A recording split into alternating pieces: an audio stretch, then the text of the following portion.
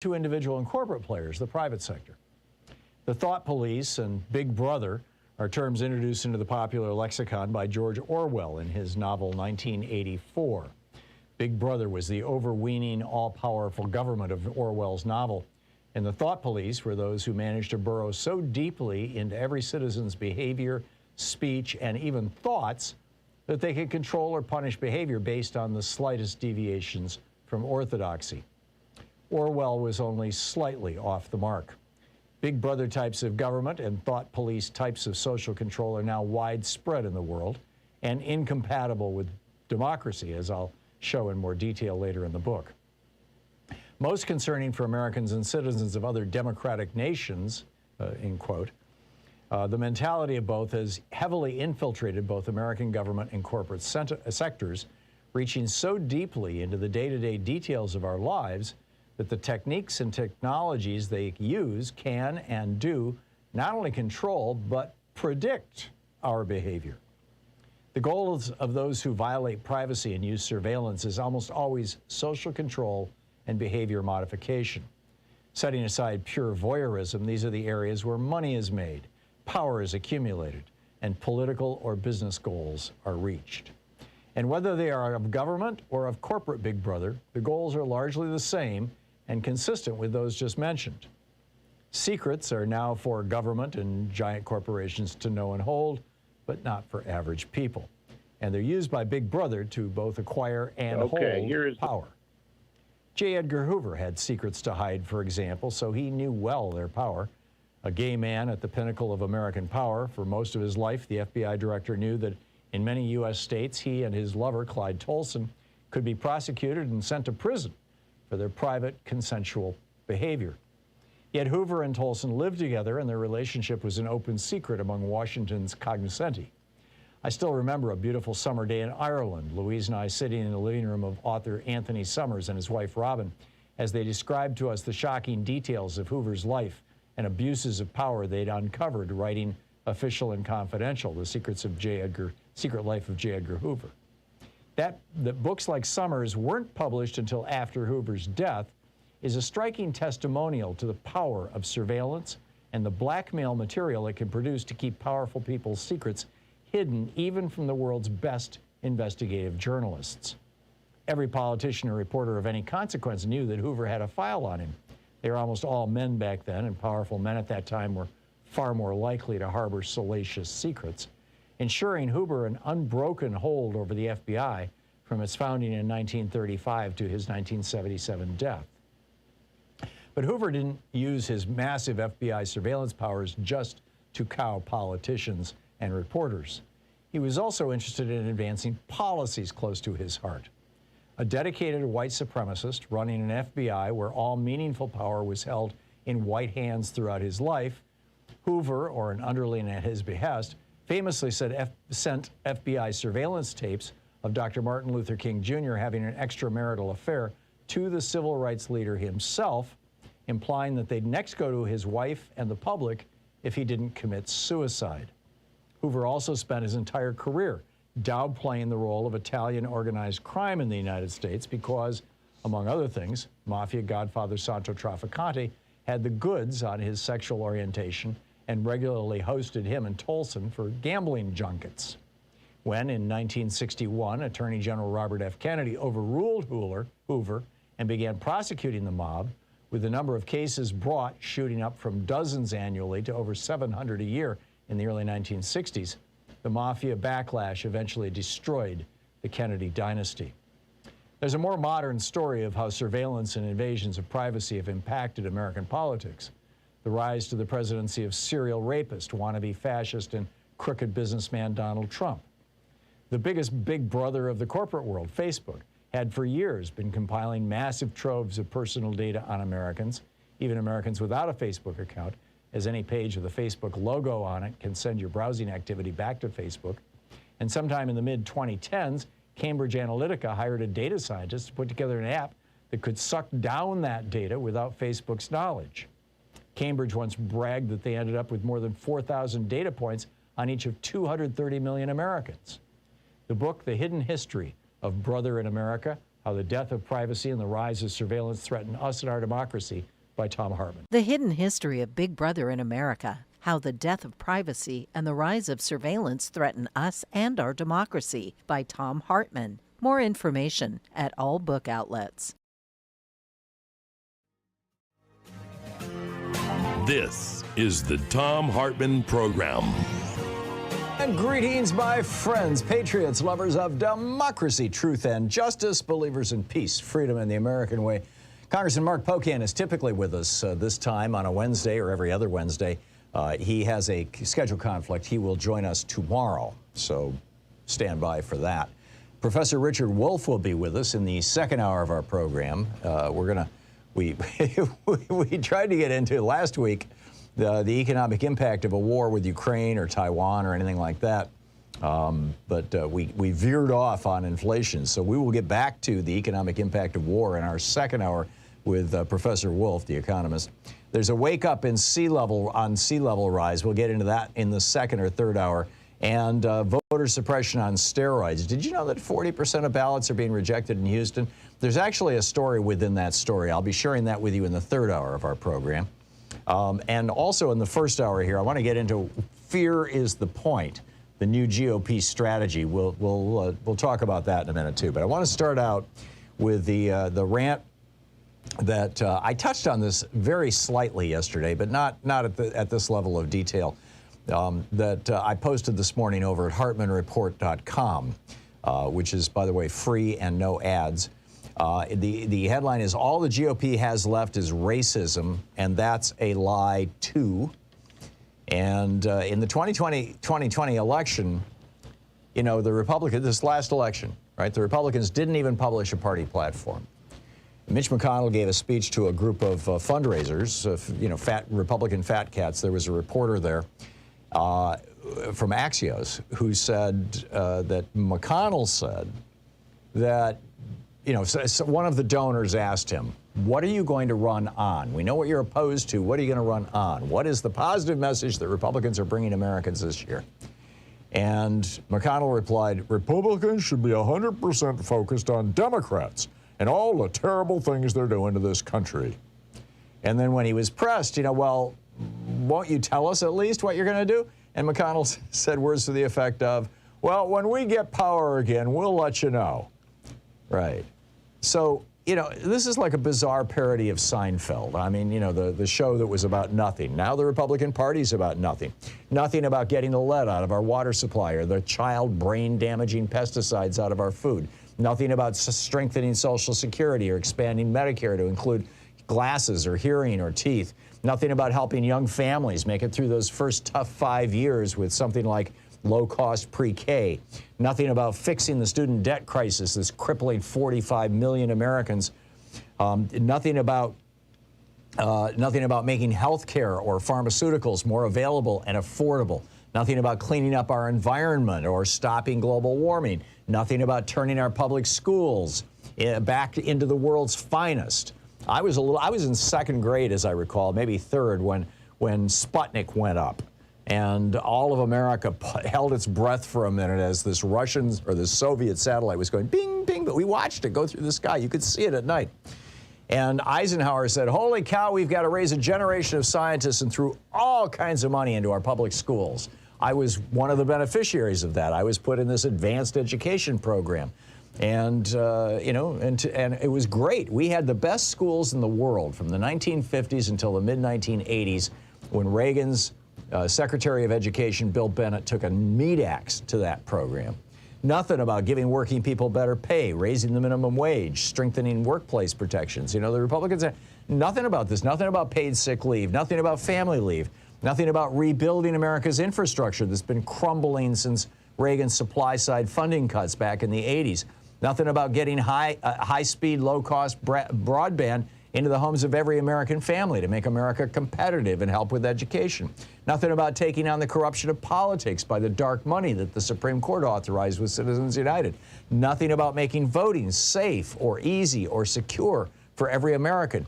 These are, by the way, all things that the citizens, or nearly all things that the citizens of every other developed democracy in the world take for granted. And the Republican Party addresses none of them. But there is one thing that the GOP is holding tight to their chest. This is what we love. They are giving it the biggest bear hug ever, and that is their belief in white racial superiority. Racism has been used to justify centuries of slavery. It was relabeled scientific racism in the 19th century and used to promote withholding medical care from black people. I wrote a book about the first third of my book, The Hidden History of American Healthcare, is all about the story of Frederick Hoffman, who came to the United States in the 1880s or 1890s and became the vice president of the Prudential Insurance Company and fought Teddy Roosevelt's effort to bring us single-payer health care, Franklin Roosevelt's efforts to bring us single-payer health care, fought it tooth and nail and succeeded. And his rationale, black people shouldn't have health care because they're inferior and they will all die out if we just withhold health care. Honest to God, that was the argument he made, and it was the argument that America bought for 50 years. Racism has been used to, openly used by politicians to promote, this whole idea of scientific racism to maintain legal racial segregation right up until the 1960s. Racism explains the Republican Party's embrace of the number 2 guy in the Republican House caucus, Steve Scalise, who famously said, "I'm David Duke without the baggage." Racism explains Reagan's education secretary, Bill Bennett, saying, "If your sole purpose was to reduce crime, you could abort every black baby in this country and your crime rate would go down." Racism explains Republican defense of Confederate flags, statues, and names on military bases, and their supporters waving that traitorous flag while assaulting our democracy on January 6th at the U.S. Capitol. Racism explains Republican support for Trump banning immigration from bleep-hole countries, and how his campaign kickoff speech talking about Mexicans being rapists and murderers cemented his place in the Republican Party's primary. Racism explains why Republican appointees on the Supreme Court were so enthusiastic to gut the voting rights bill twice. Racism explains why the states that most supported Trump were also the states where the largest percentage of white citizens claim racial discrimination is a thing of the past or is now directed at white people. Racism also explains their Republican hysteria about quotas or their love of race neutrality or their constant complaining about what they call reverse discrimination. Racism describes their love of white supremacist militia and their embrace of both Nazi and Confederate iconography. Logos, Racism explains why they're working so hard to prevent people from voting in largely black cities like or Hispanic like Atlanta, Houston, and Dallas. Racism explains why around 8 in 10 Republicans, compared with 40% of independents and 17% of Democrats, believe that killings of African Americans by police are isolated incidents.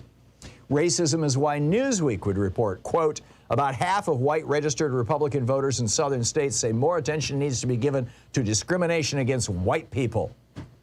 Racism explains why, one after another, Republican-controlled states are trying to end the teaching of racial history in America in our public schools, the whole CRT hysteria. And racism explains Tucker Carlson's and the Klan's Great Replacement theory. And that racism not only works for them politically, but it's now being pushed on a whole new generation. There's these websites out there, are all kinds of them. The one that inspired Dylan Roof, the guy who murdered 9 people at the Emmanuel African Methodist Episcopal Church in downtown Charleston, South Carolina back in the day, was the Council of Conservative Christians, or Citizens, excuse me, which the Southern Poverty Law Center calls a white supremacist group. Republicans are constantly going to and giving speeches at the CCC, the Council of Conservative Christians. Most recently, Mississippi Republican Senator Roger Wicker. Dylan Roof, in his manifesto, wrote, "There were pages upon pages on the CCC website of these brutal black-on-white murders. I was in disbelief. At this moment, I realized that something was very wrong." This was his conversion experience, seeing this. And now the CCC has become the largest white supremacist group in the nation, according to The Atlantic, and, quote, CCC President Earl Holt III has donated some $65,000 to candidates in recent years, including GOP presidential hopefuls Ted Cruz, Rand Paul, and Rick Santorum. Holt's contribution reads like a list of who's who of conservative candidates in recent years. Before Dylann Roof murdered those 9 people at Emmanuel African Methodist Church, he proclaimed that black people have lower IQs, lower impulse control, and higher levels of testosterone. This brutally racist and demonstrably wrong sentiment or belief is not just one demented white guy, Dylann Roof. This is a core belief across the entire white base of the GOP, and or not the entire, but much of the base of the white base of the GOP, and across the militia movement, groups that are increasingly just melding together. It's literally this whole scientific racism thing is repeated today on millions of websites and social media groups. In my years on this planet, and there's been 7 decades on this planet, I've heard that lie over and over again. It's been, not so much in the last decade or so, but certainly when I was younger, I used to hear it, particularly when we lived in Atlanta. I would hear it from people, from customers of my business. It's incredible. It's there. The simple reality is that differences in skin color, hair color, or facial features have absolutely nothing to do with intellect or any other dimension of our shared humanity. We are all people under our skin. But they're still using this thing as a justification for segregation and redlining. The bell curve, remember that book? That was a big deal. I think it was in the 90s. All the Republicans were embracing it. That's been completely debunked, but his author is still praised by Republican politicians like Rand Paul, Jeb Bush, and Paul Ryan. The bottom line here is that white supremacy being promoted as pseudo-science, as it is right now on literally millions of websites all across the world, but certainly in the United States, is a lie. And the racist politics that flow from it are a poison in the bloodstream of our republic. It is literally killing us. It is tearing us apart. It is destroying our republic. And we need to wake the hell up from this 400-year-old lie and say, no, we are all people here. We are all people here. We'll be right back.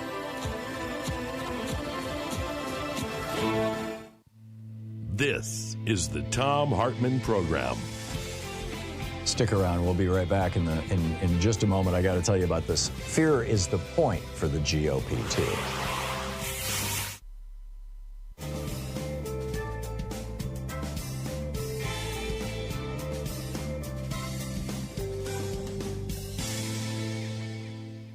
And welcome back. Randy in Ottawa, Iowa. Hey, Randy, what's up?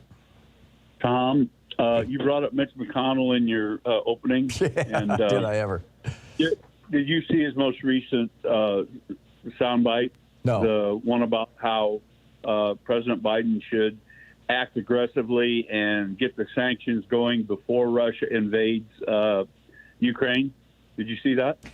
Wait a minute. Mitch McConnell is saying that we should pre-sanction Russia so they will have nothing to lose when they invade Ukraine. Is that what you're telling me, Randy? Yes, sir. That seems completely backwards.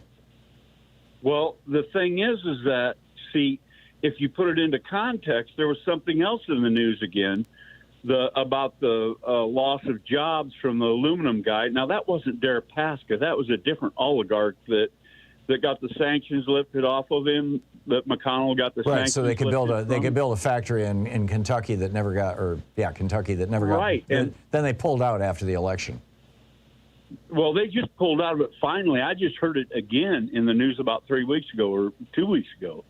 So it was still in the air until recently, and now it's not, and it's done. And the sanctions got lifted. McConnell got burnt by his Russian buddy, and now here he comes out like, all right, but it's time to shape foreign policy around my personal disappointments because, I think it's a sabotage attempt, Randy. If what you're telling me is true, and you've always been straight with me in the past, so I'll believe it for the moment. It's sort of like the bully comes up to you and you say, if you hassle me, I'm gonna, I've got a weapon in my pocket and I'm gonna use it against you. And the bully stands there for a minute, and then you pull out the gun and you shoot him. I mean, it's I think you're right that McConnell would sabotage Russia and the United States foreign policy. Well, that's my point. He's sabotaging America. If we use sanctions, which is our threat, we're telling Putin, if you do this, we're going to sanction you. If we impose those sanctions before Putin does anything, we've just, this is the opposite of keep your powder dry. Yep, it is. Could I raise another Ukraine issue? Yeah. If you think about it in the long game, how Putin interfered in our elections, how Manafort and Putin and these oligarchs interfered in that election and got Trump in, and now that he's out, there's a moment in there where all of Putin's plans and everything he'd done to undermine American democracy and divide us, that his window's closing on making that move on Ukraine. Yeah. See, if Trump would have won and they would have continued to divide Europe and the United States, I forgot the name of it. At any rate, the military alliance. Right, NATO. Right, NATO. If he had divided NATO and Trump was still there, he would march right. I think he would have marched right through. Oh, Ukraine I think so. No and I think Trump, if Trump had gotten reelected, he would have welcomed him. I think, though, that, I think Putin's going to lose big on this because, number one, he has strengthened NATO. He has strengthened the EU. He has strengthened the resolve of people in Ukraine. He has heightened Ukrainian nationalism. The one thing that I think is probably going to be his move is to try and take the Donbass, to try and take eastern Ukraine. He's like nibbling away, but I could be wrong on that, too. We'll see. Randy, thanks for the call. We'll be right back.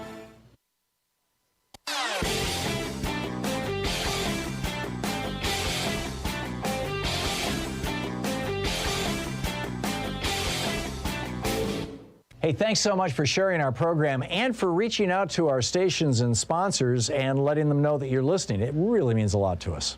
So if you want to know what the Republicans are for, you'll recall, President Biden recently in his one-year anniversary of becoming president speech said that, who would have imagined that all they were in favor of doing was just obstructing anything I'm doing. And then he went on to say, what are the Republicans for? What does Mitch McConnell stand for?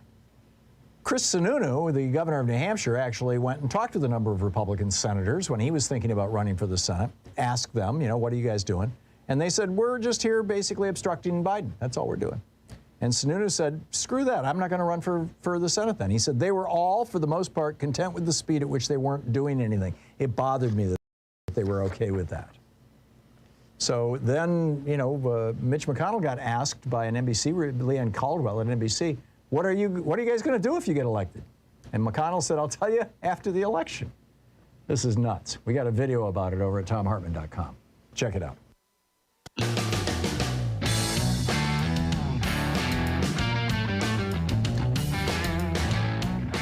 Welcome back. So to the fear is the point. This is a remarkable admission. Tim Miller's a former Republican operative down in Florida. And he's talking about, in fact, he once worked for the RNC. And he's talking about this new law that Ron DeSantis and the Republicans in Florida are pushing, could sign any day. It's called, they're referring to it as people are referring to it as the Don't Say Gay law. And the law says, quote, a school district may not encourage classroom discussion about sexual orientation or gender identity in primary grade levels or in a manner that's not age appropriate or developmentally appropriate for students.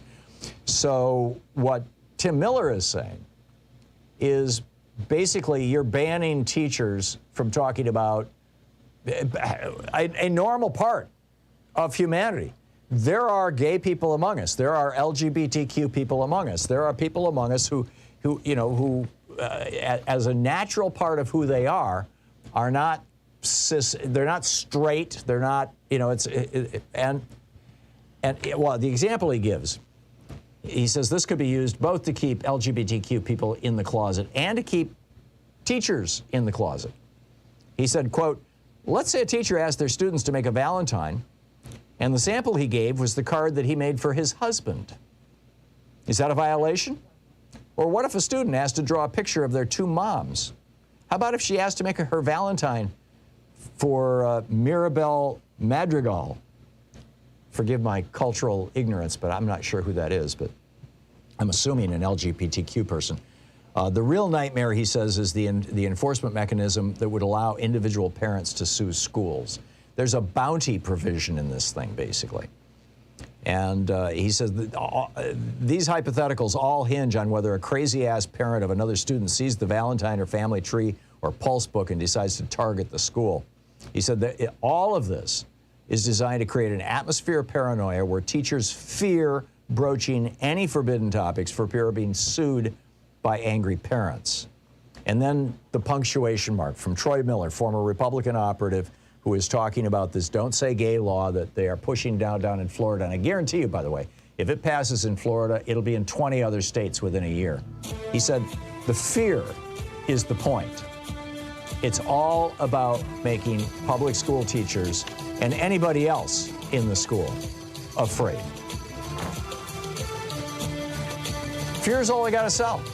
You know, the first rant I just did, fear of black people, brown people, Asian people, Native Americans. It's fear. This is the Republicans' selling point. You're listening to the Thom Hartmann Program. Call 202-808-9925. And the guy's name is Tim Miller, not Troy Miller. Apologies. We'll be right back. 27 minutes past the hour. Pick up your calls on the other side of this. Are the Republicans going to get away with this? Is it going to work for them?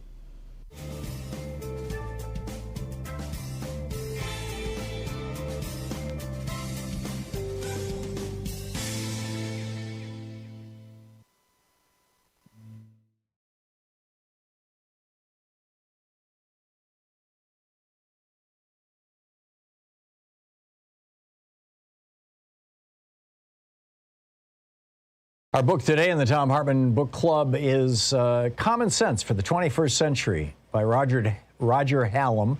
The subtitle, Only Nonviolent Rebellion Can Now Stop Climate Breakdown and Social Collapse. This is from the foreword. I was there for the past 20 years. Climate activism. It didn't work. We protested in our hundreds of millions. It didn't work. We raised billions to reach people and politicians. It didn't work. We signed countless online petitions. They didn't work. We looked to the United Nations to resolve the crisis. It didn't work. We trusted progressive politicians and their reforms. That didn't work.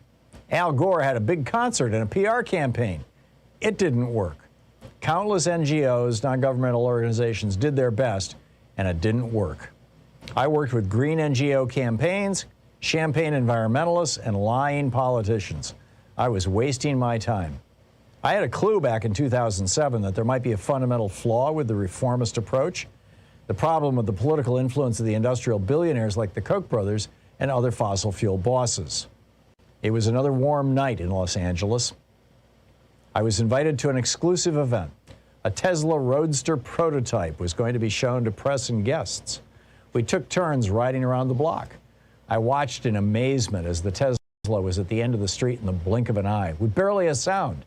I felt like a caveman seeing a television. Incredible. While I was working on a campaign in 2007, I had an idea for how to save the world with a massive music event and a huge fundraising effort led by celebrities to fund the biggest PR campaign to save the environment. It would be a huge global event, just like Live Aid. I sought out a prominent journalist at the Tesla event to tell about my scheme and bask in the glory of his praise. The journalist was Vijay Vithswaram from The Economist, now a life member of this Council on Foreign Relations. After listening carefully to my concept, he smiled and laughed. I was stunned. Laughter? How could I be so wrong? Vijay wasn't being cruel or unkind. He thought I was naive. He said, the fossil fuel industry has enough money to outspend any public relations campaign you might try by 100 times. He carried on talking, but I had stopped listening. I had my answer. He was right. Crestfallen, I sheepishly nodded and walked away. Over the next 12 years, I watched as fossil fuel companies used their vast financial capital to buy political parties, trick NGOs into fruitless schemes like the U.S. Cap and Trade Initiative, sow doubt about climate science in the public discourse, and slow policy reform to a snail's pace. Their strategy worked. As climate skepticism continued to spread, climate change mitigation dropped down voters' priorities. With Trump and Putin in power, it was over. I quit climate campaigning. Then I heard about Extinction Rebellion closing 5 bridges in London. Then they closed central London in April 2019. This was something different. I met Roger Hallam and he explained his ideas for a radical plan to create real change. This included, first, tell the truth. Climate skepticism was pushed by the mainstream media, which spread doubt on climate science like a plague, leaving inaction in its wake. The scale of the crisis is being played down, and we must get the truth out. Second, nonviolent civil disobedience. We need to get arrested, tens of thousands of us, more. No more protests, no more petitions. Instead, nonviolent civil disobedience, lots of it, and on a large scale. Close down cities until the politicians take action, or until the people do. Third, universalism. In other words, the ecological and climate crisis should not be owned by any political ideology, culture, age, or gender. As Roger Hallam says, we all have a stake in the future. We should all be allowed to engage in action. I was convinced. We need a new approach to save ourselves and the planet. We need to spark a worldwide rebellion. We need some common sense for the 21st century. That foreword was written by, quote, anonymous climate activist. So this now is the introduction to the book. It is time to grow up and see the world as it is. There are some things which are undeniably real. There are some things we cannot change, and one of those is the law of physics. Ice melts when the temperature increases. Crops die in a drought. Trees burn in forest fires. Because these things are real, we can also be certain about what the future holds. We are now heading into a period of extreme ecological collapse. Whether or not this leads to the extinction of the human species largely depends on whether revolutionary changes happen within our societies within the next decade. This is not a matter of ideology, but of simple math and physics. The United Nations has estimated that we need to reduce carbon emissions by half within a decade to have a 50% chance of avoiding a global catastrophe. Of course, this is likely to be an underestimate, as recent science shows permafrost melting 90 years earlier than forecasted, and Himalayan glaciers melting twice as fast as expected. The book, Common Sense for the 21st Century, by Roger Hallam, the co-founder of the Extinction Rebellion.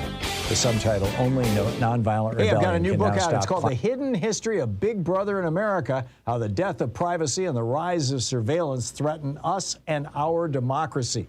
Available wherever you find fine books.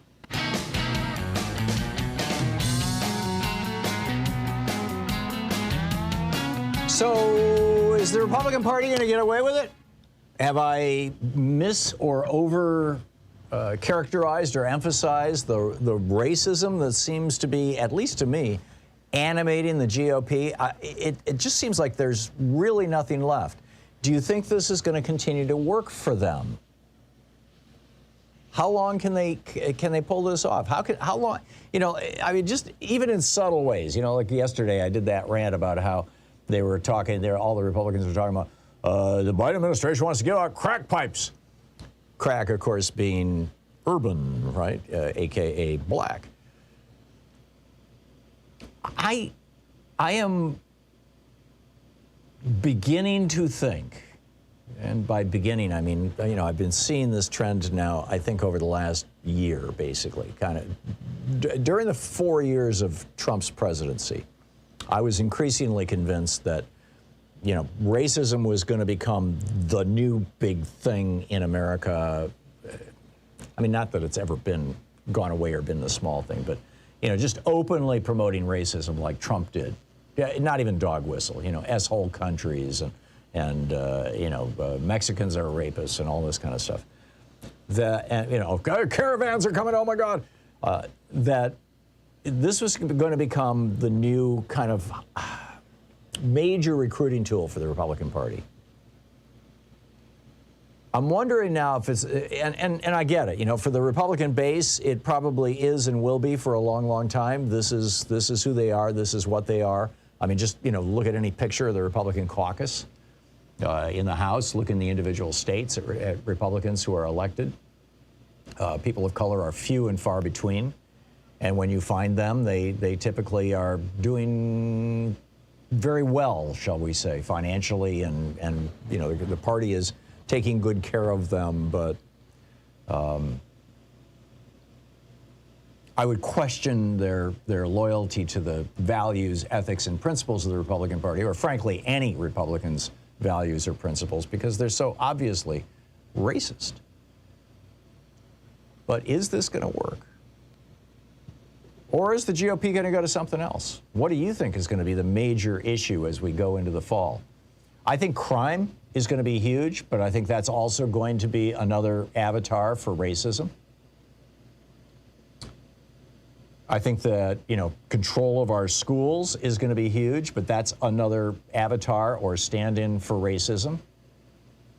The whole, critical race theory, I mean, they're not even trying to diminish it or hide it in any way. Even their policies on health care, their policies on welfare, their policies on the social safety net, very often have a racial kind of subcomponent to them, as I laid out in the first third of my book, The Hidden History of American Healthcare. So, where does this go? How does this play out? Bob in Portland. Hey, Bob, what's on your mind today? Well, I was listening to your rant on the racism, and I was just reading last night the speech that Gouverneur Morris gave in the convention in 1787. Okay, so let me just set this up for people who don't know who Gouverneur Morris was. He was the author of the preamble to the Constitution. He was the New York delegate to the Constitutional Convention. He was anti-slavery and a very, very close friend, probably one of the closest friends of a number of the other founders, some of whom were slaveholders like Jefferson and Madison, but one of the most highly regarded men there. So back to you, Bob. Yeah, and he really, they brought up this 3/5 proposal for representation that Right. 5 blacks or 5 Negroes, as they called them then, would be counted as 3 white men. But Morris got up and he just blasted them. And the way he blasted them is 2 things you've been mentioning. One was about the economy and the difference between the northern states and how prosperous they were in comparison to how depleted the southern states were. And the other was fear. That the primary reason that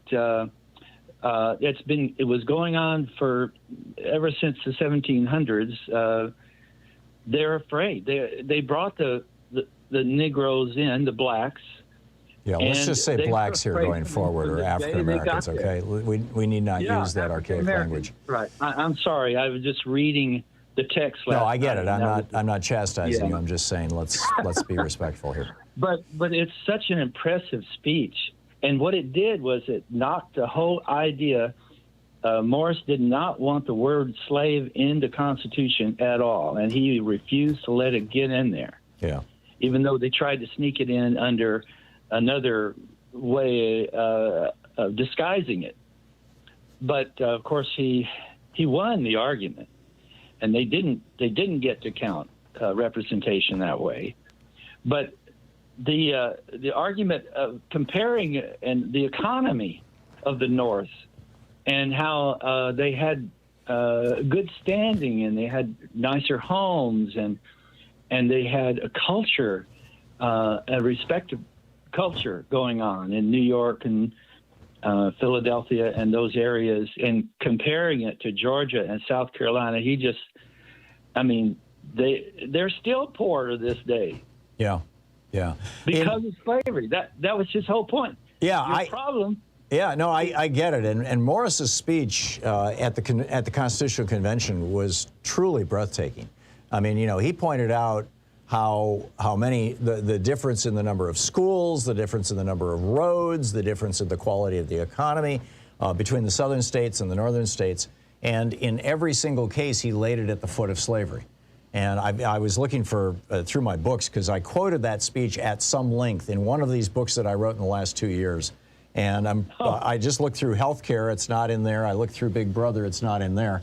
But I remember writing it, you know, very recently, so it must be in the book on oligarchy, which I can't find a copy of real handy, so because I was going to read a little bit of it, because it's just astonishing what Morris said. I mean, you know, and in 1787, in fact, it was in July of 1787 when he said it. I'm with you. I got to move along, Bob. But for their greed, Tom. Yeah. Oh, he did. Yeah, I think absolutely. Part of the whole thing with the white supremacists is they're still mad to this day that they can't be making money like they were back then. With free labor. You know, Yeah, it was all about free labor. In fact, you know, there was a movement back earlier, back in the first decade of the 2000s, to call conservatives free labor conservatives or cheap labor conservatives. You know, there was a couple of websites that were making it, one in particular that I talked about at some length on this program back like around 2006 or 2007 when this was a thing, where he was saying basically every single Republican policy you can name boils down to cheap labor. And I would overlay this racial filter on that and say, you know, cheap labor, and in particular cheap minority labor, whether it's black or Hispanic. And this is what they're all about. Bob, I got to move along, but thank you for the call. That was a good one. Jared in Charleston, West Virginia. Hey, Jared, what's on your mind today? Hi, I just thought it was interesting. I'm 25, and for the past 10 years, anytime like we say that something that a Republican says sounds kind of racist, or hey, that's kind of racist, their argument would be, well, we can't be racist. We're the party of Lincoln.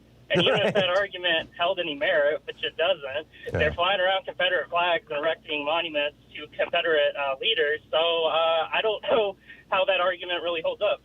That's a good one, Jared. Yesterday, when I was doing the research for this, for my rant today, for today's article over at HartmannReport.com, I was looking, you know, I was basically Googling Republican racism.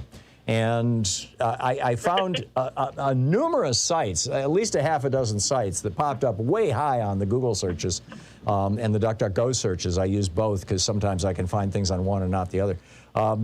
There were numerous sites that were saying there's no racism in the Republican Party, it's the party of Lincoln. And but Democrats, they're the racists. Strom Thurmond was a Democrat. Robert Byrd was a Democrat. You know, he was a grand wizard. Look at all what the Democrats. But it was all pre-1965. You know, the Democrats were the party of the Confederacy. All true, by the way. The Democratic Party was the party that was supporting and defending slavery from the founding of the Republic up until 1965. And then they reversed. And, you know, at that point, you know, Lyndon Johnson, as he said to Bill Moyers, he said, I made a lost the South for a generation for the Democratic Party. And sure enough, he did. But you're absolutely right. And there's all these Republicans out there trying to rewrite history. And it's just amazing. Correct. Yep. Jared, thanks a lot for the call. William in Berlin, Wisconsin. Hey, William, what's on your mind? Good morning. Good morning. I'm a Patreon member, and I appreciate and thank you for taking my call. Well, thank you, William. I think the Republicans are going to go with that racial stuff, and they're going to win in the 2022 election. You're going to hear critical race theory, and they are going to win election. Well, here's the larger question, I suppose, that I never asked, but really is the question. Is what percentage of white people in the United States, or probably more to the point, what percentage of white voters in the United States are racists? Are, you know, hold to these, you know, Dylan Roof kind of racial theories, and you know, who are going to show up to vote? Because if the number is substantial, you know, if it's over 50%, then your prediction is absolutely correct. I mean, it's predictable. On the other hand, if it's more like 20 or 30%, then, you know, it might be that they can't pull it off this time. I honestly don't know. I hope I'm wrong, but I think they'll hit a home run with that. And the little stuff, or not the little stuff, but they talk about guns, abortion, and they're just there. They still think that Democrats are going to take their guns. Well, I can tell you the gun thing, I opened my book on guns and the Second Amendment with this story. My brothers and I, two of my three brothers and I, went into a gun shop in Mason, Michigan back in 2009, it was December of 2008. It was Christmas. I was in Michigan for Christmas. And to rent some guns and go shooting with a couple of our kids. It's something one of my brothers is real into doing recreationally or sports-wise, and I enjoy. And the shelves were empty of bullets. I mean, they were down to maybe 10% of their inventory. He would only sell us one box of bullets each. And when I asked why, he said he started swearing about Obama and using the N-word and said it's that N-word who just got elected and he's going to take away our guns and I think that a lot of the whole gun stuff is also meta to race because a lot of the white people who are arming themselves are preparing for what they think is a race war coming. Exactly. Certainly that guy was. He was just right out about it. I mean, no ambiguity at all. I mean, he looked at us and he figured we were all just like him and. It was shocking. And I said to him, how do you know? And he pulls his cell phone, his smartphone out of his back pocket. It was a BlackBerry, actually, as I recall. And he starts scrolling through and showing me these emails where they've got all these phony quotes where Obama says, I'm going to take your guns on my first day in office and stuff like this. He says, it's right here. It's all in black and white. It's all over the internet. And I'm like, oh my God, it's just like this is how crazy happens. This is how America gets kneecapped, by racism. It's astonishing. Thank you, William. It's 47 minutes past the hour. It's the Thom Hartmann Program. Speaking the truths, the racists would really rather you didn't know, AKA the GOP these days, sadly. I can tell you my father was a Republican. I am quite sure he was not a racist. I have evidence. You're listening to Thom Hartmann. Visit ThomHartmann.com for audio and video archive. Which is by way of saying there was a time when racism wasn't the principal animating thing in the GOP. In fact, it was largely the Democratic Party's thing up until the 60s.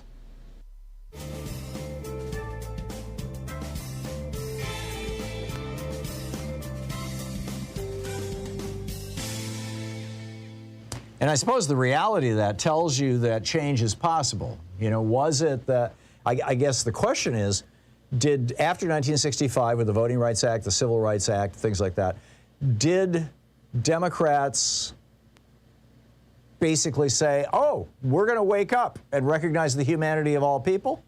Or did Democrats who were racist just become Republicans? Obviously, a lot of that happened in the South. That was Nixon's whole Southern strategy. But did the Civil Rights Act and the Voting Rights Act move us forward, or did they create a reaction? I think they moved us forward. Did President Obama getting elected as the first black president and being just an extraordinary man, an extraordinary human being, an extraordinary husband and father, did that move us forward, or did that create a reaction? I think it did both. But I think that the moving forward, at the end of the day, someday we're going to look back on this and say each one of those things, even though they produced a huge backlash, actually moved this country forward in terms of race relations. I could be wrong, but I believe it to be true. Margie in Millerstown, Pennsylvania. Hey, Margie, what's on your mind today? Hi. About you were on my subject. I kind of disagree a little bit about forwardness with the race since Obama was elected. I think that caused all this turmoil that our country is in right now. I don't think it caused it, but I think it brought it to the surface. Well, I think, yeah, and I think that the grand old party found their exactly who they needed to find in Trump, to do the dirty work.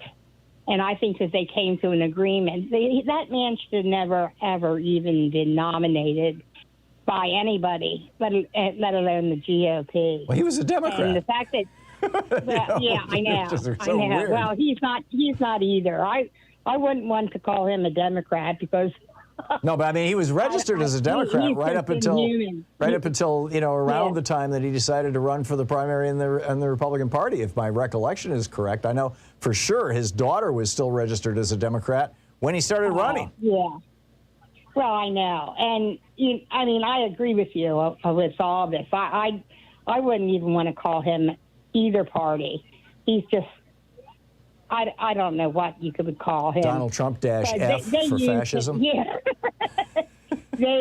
They used him to do their dirty work. Yeah. And now it's starting to backfire a little bit. But that is exactly what they used him for. You know what they thought they had, Margie? They thought they had Ronald Reagan. Ronald Reagan was a movie star. I don't know what they thought they had, but they didn't get what they thought they had. They thought they had somebody who could use his stardom to promote policies that were openly, nakedly anti-worker, anti-American, obviously, anti-minority.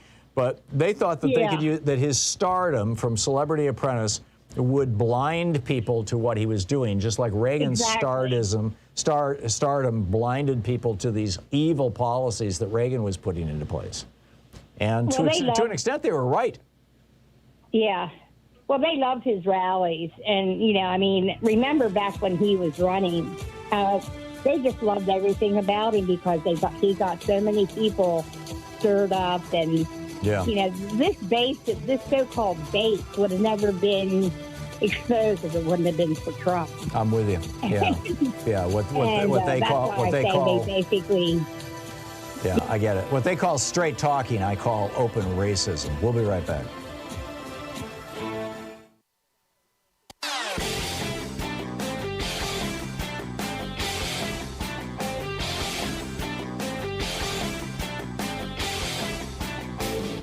Change starts with you. You can be calling your Democratic or Republican representatives to let them know what you think by calling 202-224-3121. It's the Capitol switchboard. It'll get you right through to them. So you remember the administration originally said that we're going to give 4 free COVID tests to every household in America.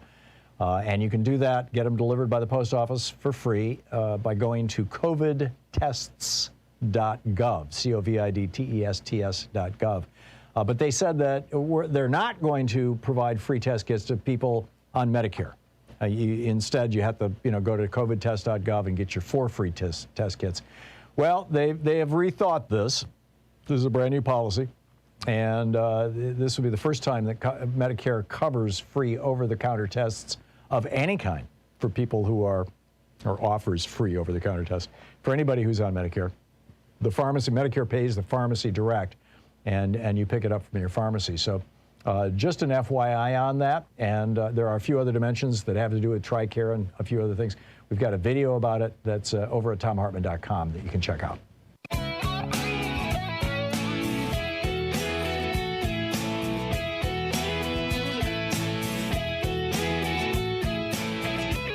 Picking up your calls. Harold in Enfield, Connecticut. Hey, Harold, what's on your mind? Hi, Tom. I have 2 comments. You asked a question about whether racism will work in the future.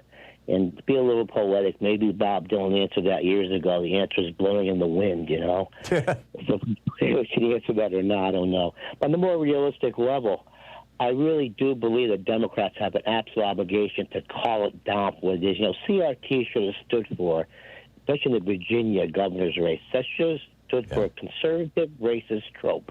And, he should have called down. I agree. I said this on this program a whole bunch of times, Harold. Democrats need to respond to the whole critical race theory hysteria with one simple line. Republicans are trying to ban black history. Just that. Yeah. I mean, that's what it was. That's what it is. That's what it is going forward. Everybody in America could understand that. Republicans are trying to ban black history. And why the Democrats can't figure out a simple message that you can put on a bumper sticker is beyond me. I wrote a book for them about it. I tell them how to do it. It's like I rant about it on this program. It is crazy. Anyhow, I gotta move, Harold. Thank you for the call. Pam in Chicago. Hey, Pam, what's on your mind today? Hey, Tom. Interesting questions and discussion about race always. You asked about the percentage, Tom. Mm-hmm. I'm thinking it's at about 50% or more. I think that's probably a good guess. I'm hoping and praying for 20 or 30%, but. And then I think, and when you say racism, you know, that encompasses a lot. I mean, I don't know how many people really are racist and don't own up to it or aren't aware of it. There are many who think black people and others are still inferior. So those are issues as well. And then when you speak about them being emboldened by the Republican Party, as I've expressed to you, Tom, I feel like the Republican Party is now either a hate group or the political arm of some of these hate groups and domestic violent extremists. Right. So I don't know, where do we go, Tom, by way of trying to coexist on this earth? And another question I'd be interested in, how many people want to see black people enslaved again?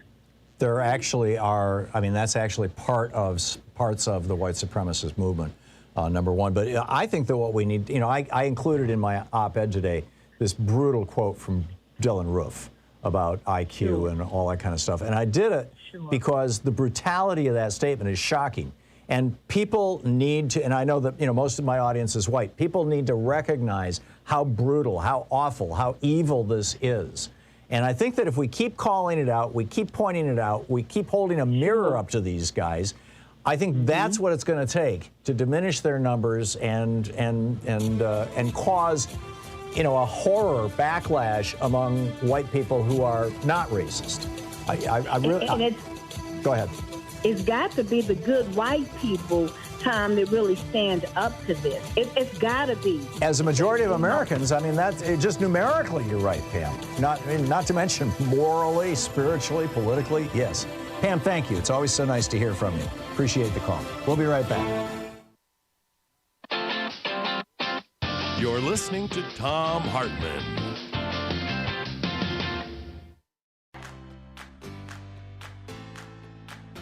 These companies support the Thom Hartmann Program. They are HelloFresh, the #1 meal kit delivery service. More info at HelloFresh.com, code TOM.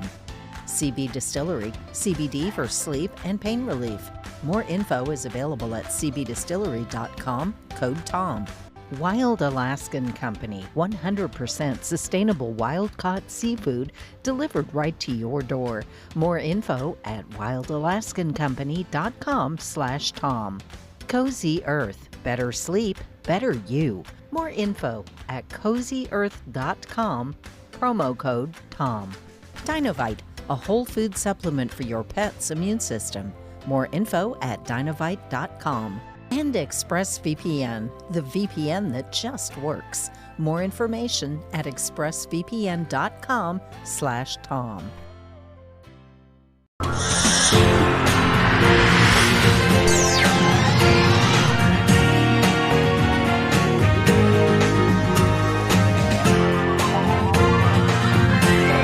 Retake my back!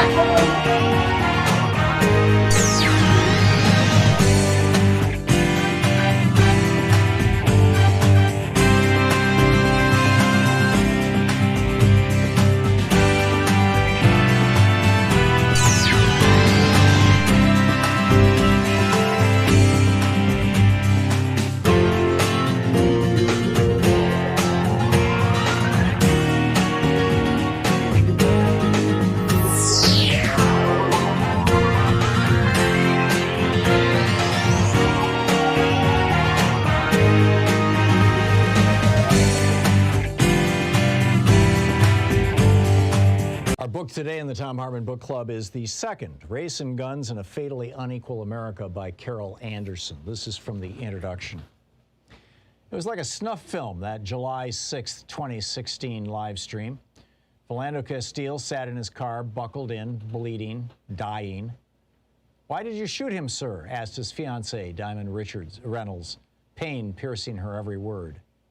Castile, who had been pulled over in a suburb of St. Paul, Minnesota, because his quote, wide-set nose, end quote, supposedly resembled that of a robbery suspect, had been reaching for his ID, but in order to avoid any surprises, let the police officer know he had a gun with him. a legally permitted, right to carry concealed gun. That was all the cop needed to know. Officer Geronimo Yanez began shooting. Castille's death came just one day after Alton Sterling's down in Louisiana. He, too, was carrying a gun, which was not unusual in this right-to-carry state. Granted, Sterling had a felony conviction, so owning a firearm was for him illegal, but he had been robbed before and wanted protection. On July 5th, 2016, the Baton Rouge police received a 911 call that there was a man with a weapon threatening customers at a local convenience store. As officers rolled onto the scene, they saw Sterling sitting there selling CDs and DVDs, just as the store owner allowed him to do and indeed welcomed. The threatening man was not Sterling. In fact, there was no threatening man. It had been a prank call, but that didn't matter. Within a few minutes, police had thrown the black man down, pinned him to the asphalt, and then started yelling that Sterling had a gun. He did. It was in his pocket where he could hardly reach it, what with the officers squatting on both his legs and one arm. Nevertheless, the police began firing round after round into his prone body, point blank. Blood poured out of his chest, but not for long. Alton Sterling was dead. The back-to-back deaths of these two black men police had shot for carrying guns should have jolted into action the Second Amendment's staunchest advocate, the National Rifle Association. In 1995, for example, the organization's denunciations flew fast and furious when it contended that law enforcement not only overreacted, but went out of its way to kill gun owners. Angered by the deaths at the Branch Davidian compound in Waco, Texas, and the siege and firefight at Ruby Ridge, Idaho, both of which were sparked by federal agents serving warrants for weapons violations, Wayne LaPierre, the NRA's executive vice president, angrily wrote, quote, "If you have a badge, you have the government's go-ahead to harass, intimidate, and even murder law-abiding citizens," end quote. He further denounced cops as, quote, "jackbooted government thugs who have more power to take away our constitutional rights, break in our doors, seize our guns, destroy our property, and even injure or kill us." Nearly 2 decades later, that sentiment had not changed. This was evident when Nevada rancher Cliven Bundy, who had refused to pay over $1 million in fees for grazing his cattle on public land, summoned his gun-toting, self-styled militiamen to do battle with federal authorities to prevent the seizure of his herd for restitution. Richard Mack, a former recipient of the NRA's Law Enforcement Officer of the Year award, asserted, "If federal agents are going to start killing people, I'm sorry, but to show the world how ruthless these people are, women and children need to be placed in the front lines as human shields." Mack didn't flinch as he insisted, quote, "Women need to be the first ones shot. I would have put my own wife or daughter there on the front lines, and I would have been a screaming bloody murder to watch them die," end quote. Larry Pratt, a speaker at the NRA's 2014 National Convention, commenting on the fact that Bundy, quote, "backed them," the Bureau of Land Management agents, down with automatic rifles and other deadly weaponry, proudly called that armed confrontation, quote, "a proper, legitimate, lawful response to illegitimate, unlawful exercise of government power, particularly on the federal level," end quote. Yet how quickly the NRA's swagger disappeared when government agents gunned down Philando Castile and Alton Sterling for merely carrying guns. Sterling's death didn't even merit acknowledgement. As for Castile, the NRA broke its silence only after inordinate pressure from African-American members led the gun manufacturers' lobby to issue a tepid statement that the Second Amendment was applicable, quote, "regardless of race, religion, or sexual orientation." When pressed further by many of its members to stand up for Castile, the often fierce organization demurred, saying it was, quote, "important for the NRA not to comment while the investigation is ongoing." This situational silence did not go unnoticed. The NRA had not only loudly defended the rights of those at the Branch Davidian cult and at Ruby Ridge, men who had actually shot and killed members of law enforcement, but the organization had also doubled down on calling for more guns in the face of mass shootings in a public school in Newtown, Connecticut, and a movie theater in Aurora, Colorado. Yet here, the guardian of the Second Amendment was now deliberately ignoring the inconvenient fact that black men had been killed for merely possessing a firearm. "Where's the NRA?" asked journalist Hannah Kozlowska. "Didn't Sterling and Philando Castile have Second Amendment rights too?" David Graham in The Atlantic coolly observed that, quote, "two shootings give a strong sense that the Second Amendment does not apply to black Americans, the same way it does to white Americans, end quote. Washington Post columnist Eugene Robinson wrote that he saw the old Jim Crow whites only sign plastered above the Second Amendment. The book, The Second, by Carol Anderson.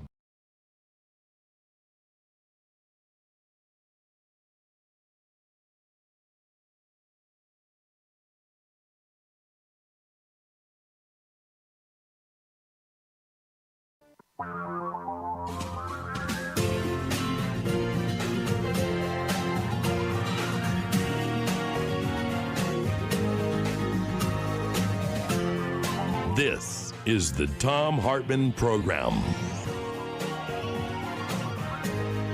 Welcome back. Thom Hartmann here with you. So it looks like we may be on the edge of war in Ukraine, whether it's going to be all out, all over Ukraine, or whether they're going to try and take another bite. The Russians are going to try and take another bite, this time out of the Donbass region, the eastern Ukraine, or whether they're just going to back down. We don't know. But meanwhile, the Chinese are saber rattling about Taiwan, and they've got their more and more military incursions and all these kind of things.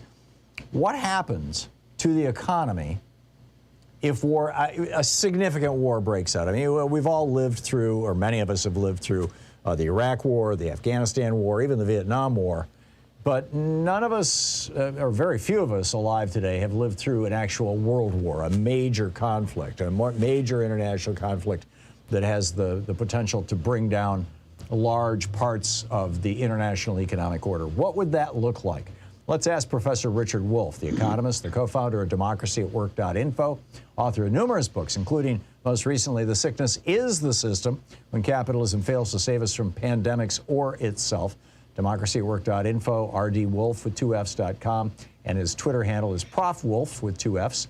Professor Wolff, welcome back. You heard my setup. What say you?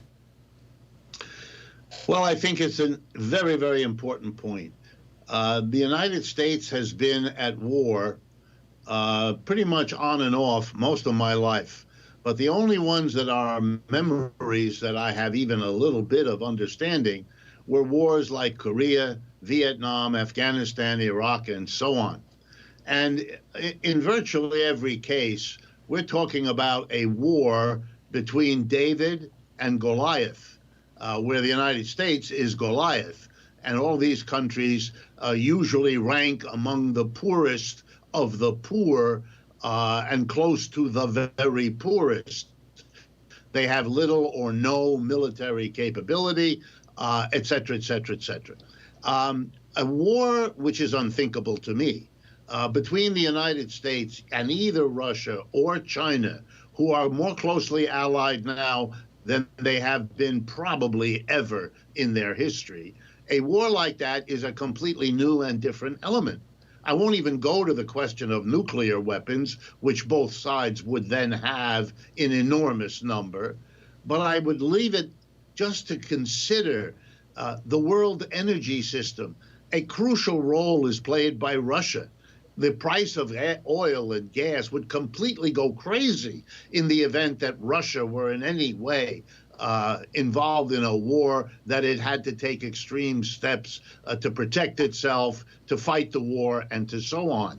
The Chinese, for their part, control very important rare earths, without which all kinds of production cannot happen. The world, which is now suffering the problems of insufficient chips, computer chips for everything from automobiles to smartphones, would discover that between China and its offshore island, Taiwan, that's where most of the chips in the world are made. And that would destroy the automobile industry. China ships a great deal. If you think we have supply chain problems now, the war would disrupt them on a scale that would throw the United States back to rely on itself. And when? After we've just come off 50 years of moving the production of more and more of the basics we rely on out of the country and to other parts of the world that a war would disrupt our relationships to. So many people around the world, I'm one of them, but many, many others, see most of this stuff around Taiwan and Ukraine as a kind of made-for-TV movie politics, made to look tough or strong for each of the leaders involved, and the playing to their mass bases. But a serious risk of a global war now over that? Ukraine, all due respect, Taiwan, all due respect, that would be so destructive of so many countries and people that even those who live in the world of the made-for-TV movie would have to have at least some skepticism. Well, here we are 100 years after World War I, which was started by the assassination of Archduke Ferdinand in Sarajevo. And you still have people debating, why did World War I start? Obviously, all the interconnections and alliances and things like that. But what would be the impact on the average? You know, I get it. You know, we lose our chips, or the price of computers goes through the roof. The price of oil goes through the roof. Inflation starts becoming serious. How is the average American family would be affected by something like another world war? Well, let me give you a couple of the lines that would have to be understood. The United States has been running deficits in world trade, importing way more than it exports for a long time. That money comes back, all that money we send abroad to buy the imports, comes back as loans to the United States government. One of the most important lenders to the United States government, the People's Republic of China. In any kind of warfare, that would come to a crashing halt. And we're talking trillions of dollars. What are the Chinese going to do with the trillions owed to them? They're certainly not going to lend us anymore. And if the United States defaults, what will every other country in the world that holds dollars in lending them to the United States government think about that and do in reaction? The government might suddenly be unable to borrow anything like the money it had before. What will it do? Stop providing public services? Tax the American people more to compensate for what it can't get from lenders abroad, et cetera, at a time when all of those other countries that used to lend to the United States will be busy using that money to pay the inflated price for oil, for gas, for food, which comes now longer and longer distances across the world that will be compromised. I mean, your question is the right one, but the answer is on so many levels, almost all of which are going to be painful, hurtful, damaging to standards of living.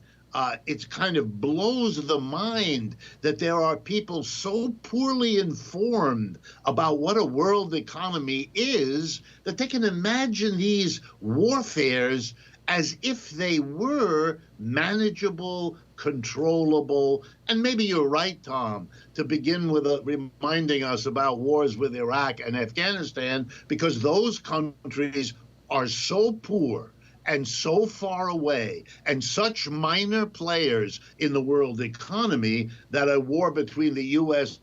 and them, besides being a foregone conclusion militarily, it can be kind of ignored. But if you're up against Russia and China, you are in a completely different universe. And not to understand that is perhaps the most dangerous prelude to making a catastrophic mistake. You know,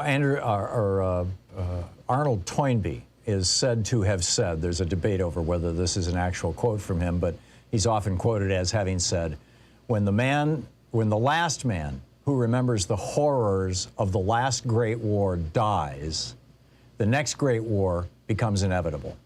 And, you know, in other words, the loss of institutional memory.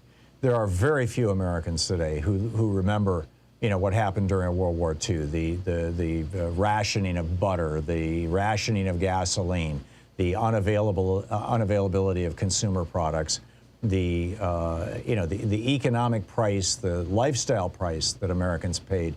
Do you think that amnesia, as it were, is playing a role in this? And if so, how would we wake up Americans to the dangers that we're facing as we're playing around with wars that are a hell of a lot more consequential than going after a country that's got a $2 trillion GDP like Afghanistan did?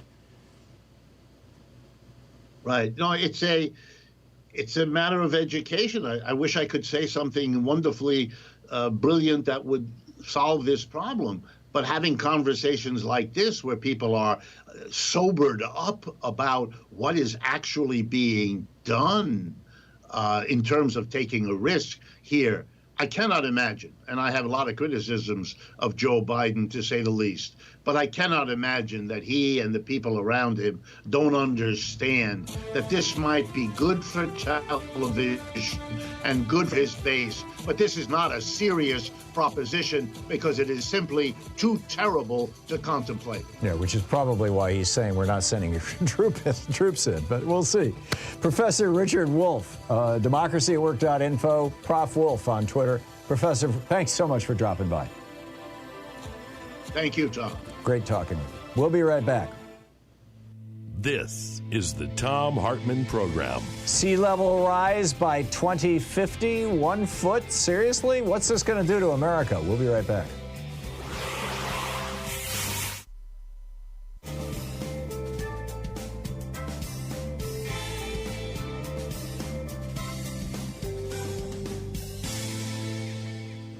And welcome back. Bill in Detroit, Michigan. Hey, Bill, what's on your mind today? Thanks for watching Free Speech TV. Thanks, Tom. Our country is in great danger right now, and I think our best chance to save this republic is to replace Merrick Garland. Well, maybe. I mean, what I'm hearing from a number of federal prosecutors who are, I'm hearing it on like MSNBC, but what I'm hearing from a number of federal prosecutors is that Merrick Garland is putting his ducks in a row to take down Trump and the people around him. And, it just takes a year or two to build a federal case. It's very rare that you see a federal prosecution going from zero to the courthouse in less than a year. I mean, sometimes they take 3 or 4 years.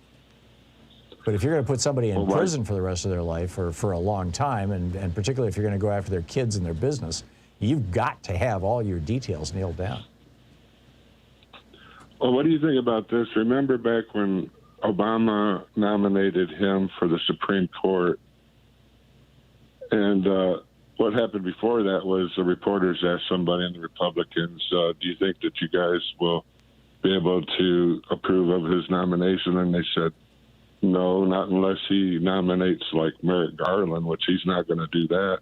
Well, that was Orrin Hatch, actually. Barack Obama had a private meeting with the senior senator from Utah. He's no longer there.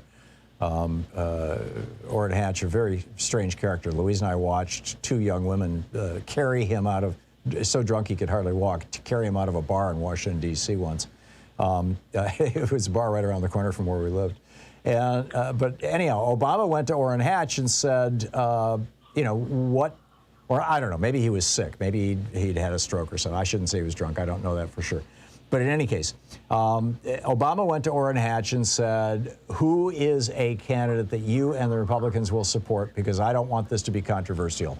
And Orrin Hatch said Merrick Garland. He was appointed to the bench by Bill Clinton, but he's a very conservative guy. And so you've got both Democrats and Republicans on your side. And so that's what Obama did. Of course, Mitch McConnell had other plans. Well, I thought when Orrin Hatch said that, he was basically saying, well, if he nominates somebody that we would nominate, yeah.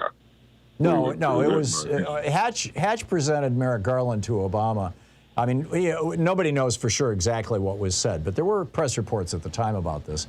And I think that they were kind of leaks out of the White House. This was the Obama administration's way of signaling other Republicans that, hey, you can trust that you can get on board with this guy. He's not going to be a Ruth Bader Ginsburg. He's going to be more of a Stephen Breyer kind of guy, kind of middle. Stephen Breyer pretty much always voted on behalf of corporations. He was good on civil rights and things like that. But, and I think that was the signal. But it was supposed to be a compromise candidate. But I'm not convinced. I was joining I had joined the Let's Beat Up on Merrick Garland brigade for the first 6 months of the Biden presidency because it looked like nothing was happening. Increasingly now we're seeing things happen. I mean, you know, Merrick Garland is the guy who indicted the 11 Oath Keepers for seditious conspiracy, something that we all thought the government was going to completely wimp out on. So I'm not willing to throw him out altogether yet. I'm still hopeful, Bill. I'm still hopeful. Thanks a lot for the call. It's 20 minutes past the hour. We'll be right back.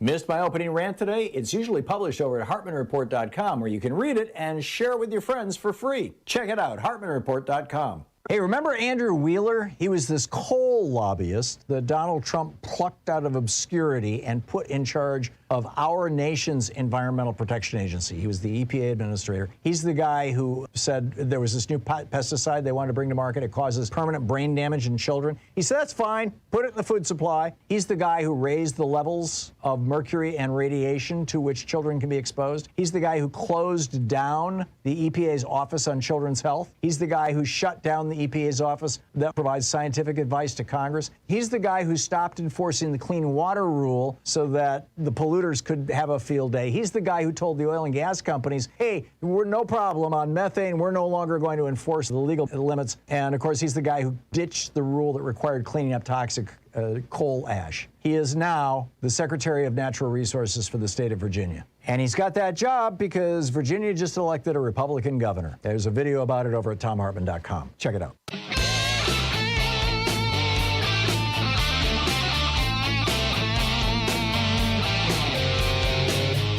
And welcome back. Picking up your phone calls here, Maureen in Geneva, Illinois. Hey, Maureen, what's up? Maureen? Hello. Hey, what's on your mind?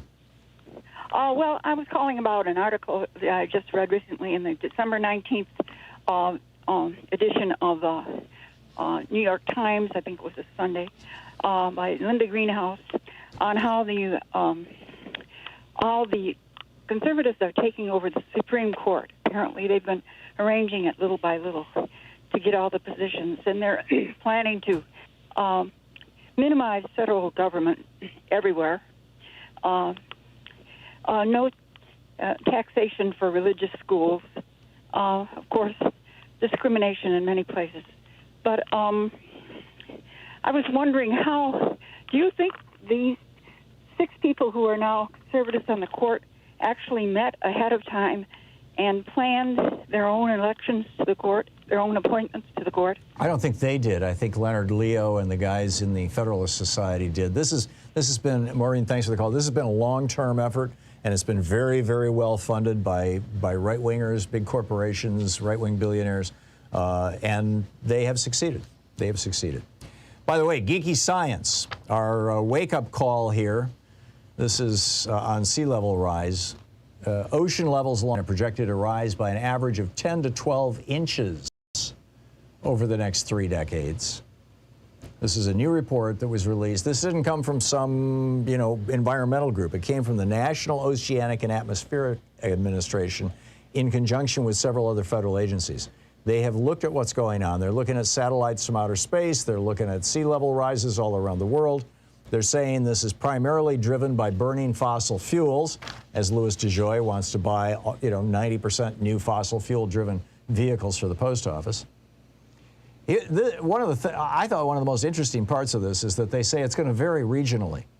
The Gulf Coast, which is very vulnerable to flooding, is going to should anticipate up to 18 inches, a foot and a half of sea level rise, compared to 10 to 14 inches for the East Coast. 8 to 10 inches for the Caribbean and northern Alaska, and only 6 to 8 inches for the Hawaiian Island, and only 4 to 8 inches for the West Coast. So I guess good news for us on the way. Well, it's not, even 1 inch of sea level rise is not good news, but that's what's going on. And then finally, the irony alert. We don't have one. Just if I had an irony alert.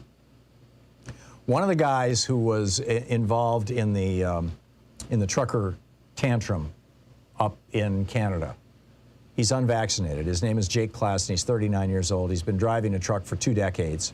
Drives 3 weeks a month hauling loads to the U.S. He's a Canadian.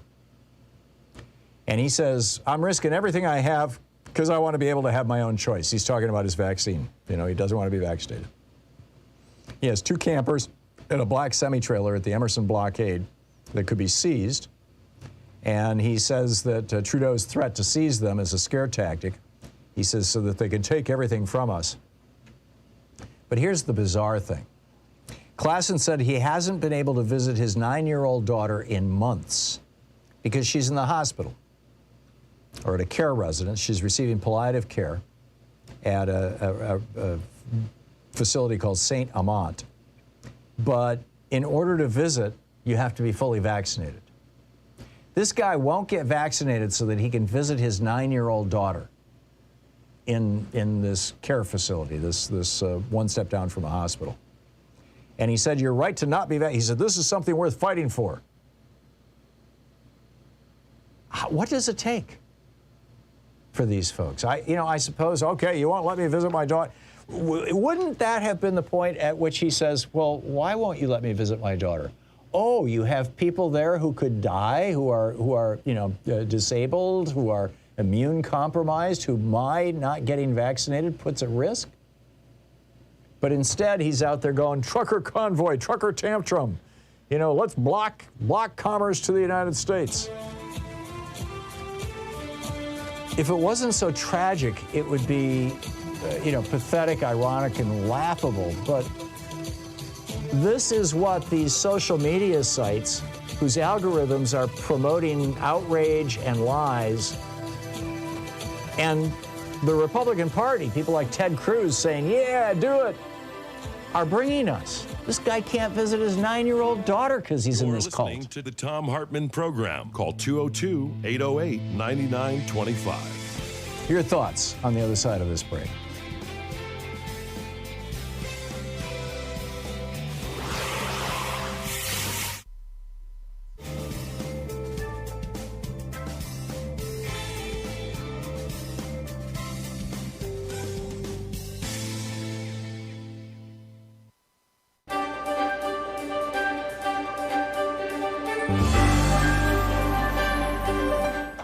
For our Thom Hartmann Book Club excerpt today, we're reading from Ed Morales' new book, Fantasy Island, Colonialism, Exploitation, and the Betrayal of Puerto Rico. This is from the first chapter. There was never any doubt that the United States wanted Puerto Rico for its own when it began a war with Spain near the turn of the 20th century. Cuba had been in the throes of independence war with Spain, off and on since 1868, and the conflict that began in 1895 seemed ripe for the United States to capitalize on. The sinking of the USS Maine, an American naval ship destroyed by an explosion while moored just outside Havana, fueled American entry into the war.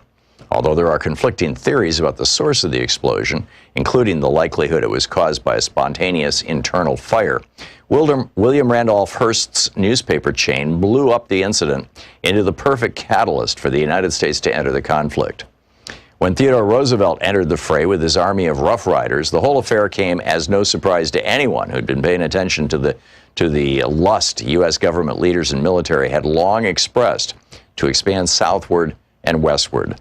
And although the idea of manifest destiny was at the forefront of the political discourse of this period, it's less often observed that the United States' expansionist gaze was saturated with racial language and attitudes, at once desirous of and repelled by Latin America's mestizo mulatto social dynamic. The Haitian Revolution at the end of the 19th century and into the 20th created a U.S. obsession with both Cuba and Puerto Rico because of the potential of a similar black-led revolt on those islands. In 1826, Virginia Senator John Randolph feared that such a revolt would render the southern United States vulnerable to invasion from Cubans in rowboats. For this reason, he objected to the United States participating in the 1826 Panama Congress because American diplomats would have to endure the horror of a U.S. diplomat taking his seat in the Congress, quote, beside the native African, their American descendants, the mixed breeds, the Indians, and the half-breeds, without any offense or scandal that's so motley a mixture, end quote. The logic driving this perspective underlined not only the importance of slavery to the emergence of capitalism in the 19th century, but also, as Matthew Karp points out in this vast Southern empire, the extent to which slave owners and their elected representatives disproportionately shaped U.S. foreign policy. Going back as far as the Haitian Revolution, fear of a successful slave rebellion in the newly formed United States strongly motivated Southern politicians. As Karp mentions, to that end, Presidents Madison and Monroe, quote, used overwhelming force to destroy black maroon settlements in southern Florida, end quote. Fear of slave rebellions also briefly united the interests of American slaveholders and Cuban elites who wanted independence from Spain, but in the late 19th century, after abolition, Roosevelt's forces fought in conjunction with Afro-Cuban armies against their common Spanish foe. The move to wrest Cuba and Puerto Rico from Spain came just as Spain had finally relented to end slavery as a concession to black rebel Cuban armies that had formed to push for independence. In a further move to placate continued unrest on the island, in November 1897, Spain signed automatic charters for Cuba and Puerto Rico, which gave limited home rule governments to both islands. Puerto Rico would gain full representation in the Cortes, the Spanish parliament, and could veto Spanish commercial treaties unfavorable to them while also retaining the rights to set tariffs on imports and exports. In this way, Puerto Ricans were granted a kind of citizenship that allowed self-government grafted on what was left of their Spanish subjecthood. Yet on July 25, 1898, 8 days after the first meeting of the newly formed Puerto Rican Parliament, U.S. troops arrived in the southern port of Guanica and replaced the Spanish flag with the stars and stripes. This date would be remembered over 50 years later when the United States finally followed through on a project to allow Puerto Ricans to have limited autonomy and self-government. But at the time, it was both the end of Teddy Roosevelt's splendid little war and the beginning of the current quandary over what exactly Puerto Rico's new colonial master would do with the island. Although historians agree that there was no pre-existing plan for designating Puerto Rico's status, there was a general belief that Puerto Rico could be incorporated as a U.S. territory and probably would be. This led many to assume that it would follow a similar path to statehood as former territories like Florida and Louisiana. At the very least, it would, by acceding to military control, receive, quote, the advantages and blessings of enlightened civilization, end quote, as Puerto Rico's first military governor, Nelson A. Miles, declared 3 days after the landing of Guanica. Because Cuba was so militarized during its wars for independence, the United States decided to allow it national sovereignty, thinking it could still exert considerable control over the economy because of existing business interests and a ready-made set of Cuban consumers who were already buying Ford Model Ts. But although Puerto Rico had experienced anti-Spanish uprisings in the mid-19th century, in 1898 they did not have nearly the same level of armed mobilization present. So the United States held on to it, particularly because of its geographic location, which would provide the United States with a stronghold on the easternmost tip of the Caribbean. The book is Fantasy Island by Ed Morales.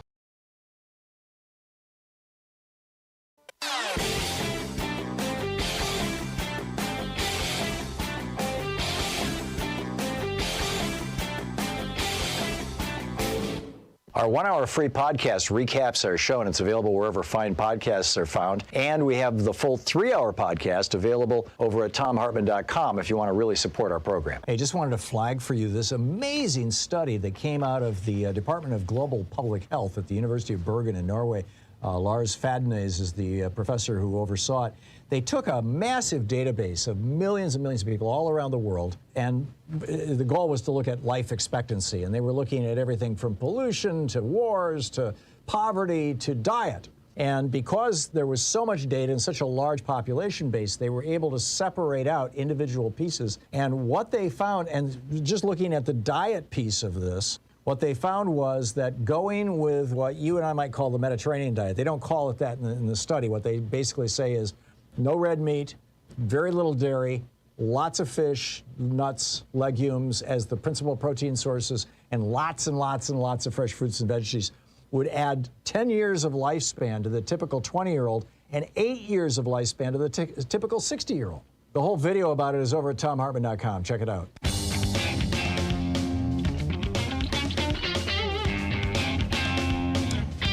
And welcome back. It is 16 minutes past the hour.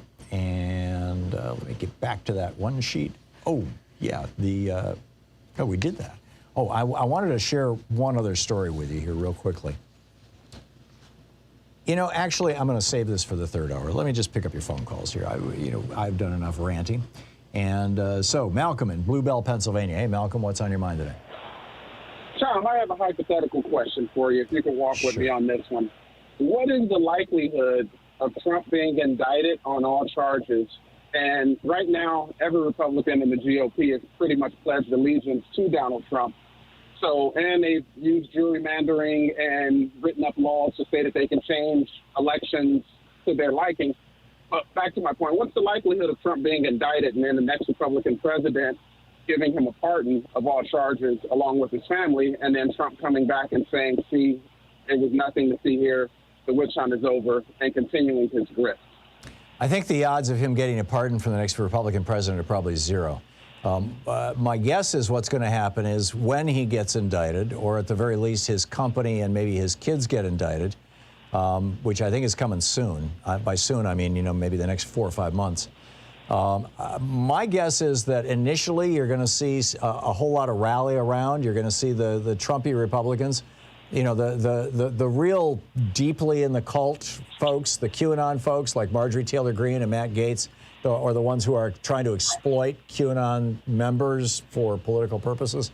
They're going to, hang on to the big lie forever. I don't think they're going to go away. But I think that when McConnell moved away from Trump last week and was joined by, I think, 6 or 7 other Republican senators, that tells me that A, Trump is going down, B, they're not going to rally around him when he does, and C, it's going to take probably a year or so to flush Trump and Trumpism out of our body politic, or at least Trump out.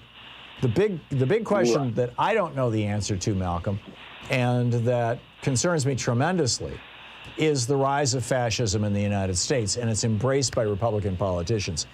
Fascism, typically modern-day fascism, the fascism, post-Mussolini fascism, whether it's in back in the day, whether it was in Italy, Spain, or Germany, or whether the contemporary fascism that we see in the Philippines with Duterte, that we're seeing rising in India with Modi, that we're seeing, full on in Turkey with Erdogan, what we're seeing in Hungary with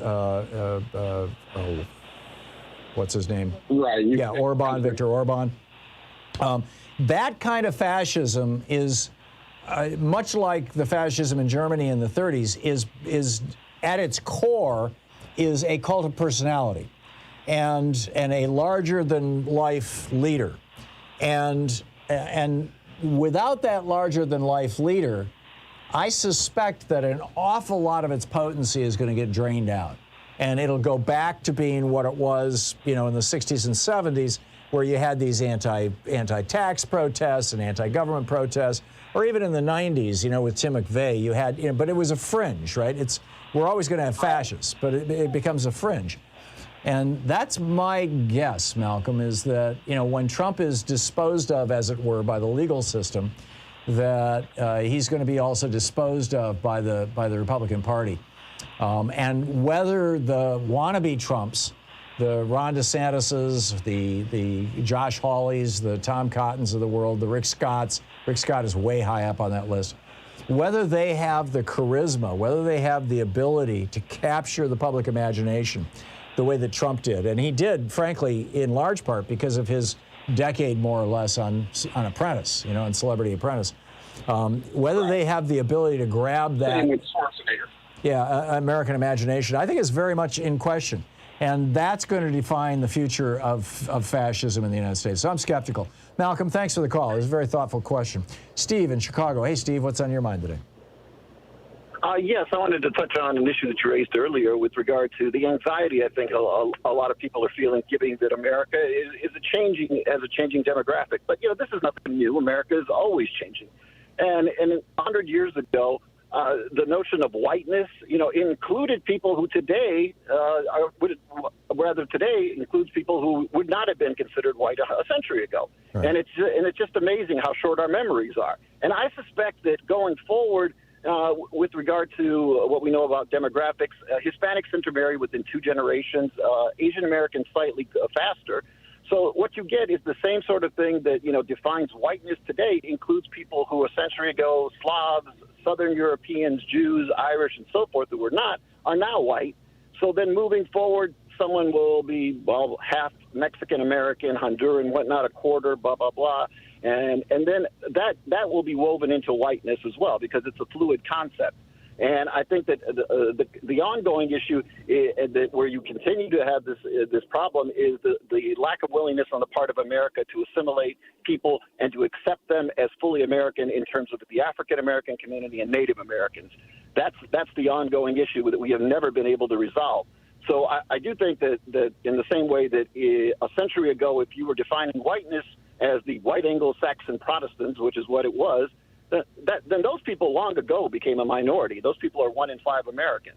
Yeah. But if you're talking about whiteness by today's standards, it's different. So I think that's where you have, it depends on your perspective. Is that a good thing or a bad thing? Is assimilation a good thing or a bad thing? What does that mean to assimilate? And what kind of a culture do we want to have in terms of how we define that? But again, the outlier has always been the case that no matter what system we have, it's a system that has not been willing to accept Native Americans and African Americans as part of that process. Yeah, largely and specifically. I mean, because one of the dimensions of racism is the darker the skin, the more easily identified or the more easily vilified a person is. And we had Ben Jealous on the program 2 weeks ago, and he was talking about how intermarriage, in his opinion, what you were talking about, would be part of the solution. I don't think it's, that's going to happen anything close enough to fast enough, although it is, widely accepted in society now and certainly wasn't 30 years ago. So things are changing, and it's changing rapidly. But yeah, I think it's the idea of the essential humanity of black people is something that for a lot of white people has not really fully dawned on them. They've lived in their own little white bubbles. They've never had contact with black people. Their notion of black people is stereotypical based on media and right-wing crime reports. And that's an important point because unlike, shall we say, other groups, even people from, say, who are more, say, swarthy in their appearance or from the Middle East or whatnot, one can intermarry within a generation, or one can simply change their name, what they right. dress, what they wear, all sorts of things, even your religion. And unless you're really attuned to this sort of thing, then you could assimilate in many ways. But for an African American, they can't change that clothing that is their skin color. Correct. And that is just what they have to live with that's always going to be the challenge, and that's why I think that the solution is as we see more and more African Americans in our media, as we see African Americans in particular, I would include all minorities as well, but particularly African Americans in positions of power. I think this is why I think the Obama presidency was a huge breakthrough. I think that notion that we actually are all just human beings here is going to become more and more accepted. Good point. Stuart in St. Petersburg, Florida. Hey, Stuart, what's up? Good day, sir. I was commenting about your discussion about a potential going into World War III or into a world war, and your or at least a conflict with a major power that's not Afghanistan or Vietnam. Correct. And the professor I was getting was like he was fearful of us doing this because, we can't make chips now. Well, we used to make chips in this country. We invented them. Yeah, I know. And so to me, hearing people say this, why not understand, yes, we can go back to it. Why did we ship it overseas to China and places like that? Because they have slave labor and they can make it dirt cheap. Going back with the fuel and gas, we can open up our drilling fields and start drilling to produce more oil in case of something like this. Do I want to see us go into a world war? with China or a Russia potential? No, sir. But I also do not think we should let them run roughshod over us and saying, well, if you do this, you can't do this, America. No, I agree. When bullies threaten you, you don't back down. Correct. And, so I'm not in favor of going into fighting, and I think and you look at the Republicans who are saying Biden was correct.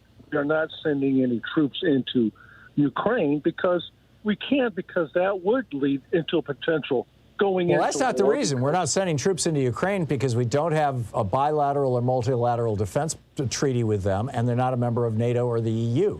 So there's no legal justification for it. Right. But I mean, to get our people out that are there. Yeah. That's what I meant by that. Now if they said, would you, if they would come in, if they invited us in, that's a little different, but still the same. It still leads to that potential of what's going on. Sir, I know I got the bumper music. You have yourself a great day.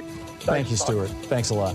Yeah, my opinion on this is pretty straightforward. If Putin does what it looks like he's trying to do, that is take all of Ukraine, I think he's going to get a huge bloody nose. And, it's not going to be a good thing for Russia. On the other hand, if he tries to chew off a piece of the Donbass, that I think is a higher probability. To Thom Hartmann. Visit ThomHartmann.com for audio and video archives. And the question then is, is the international community going to say, oh, you just took, a 50 square mile, a 50-mile strip. How are we going to react?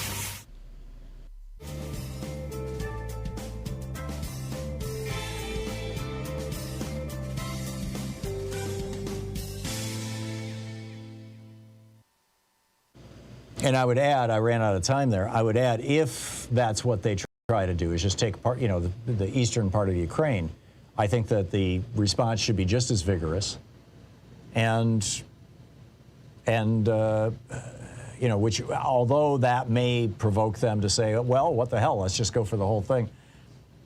It's one of these really, really tough situations when you're dealing with somebody who apparently is not behaving like a rational actor. Now, it may be that this is all a manipulating or a negotiating strategy on Putin's part. I don't know, but it's not good. I don't like it. It's not a good thing. It shouldn't be happening.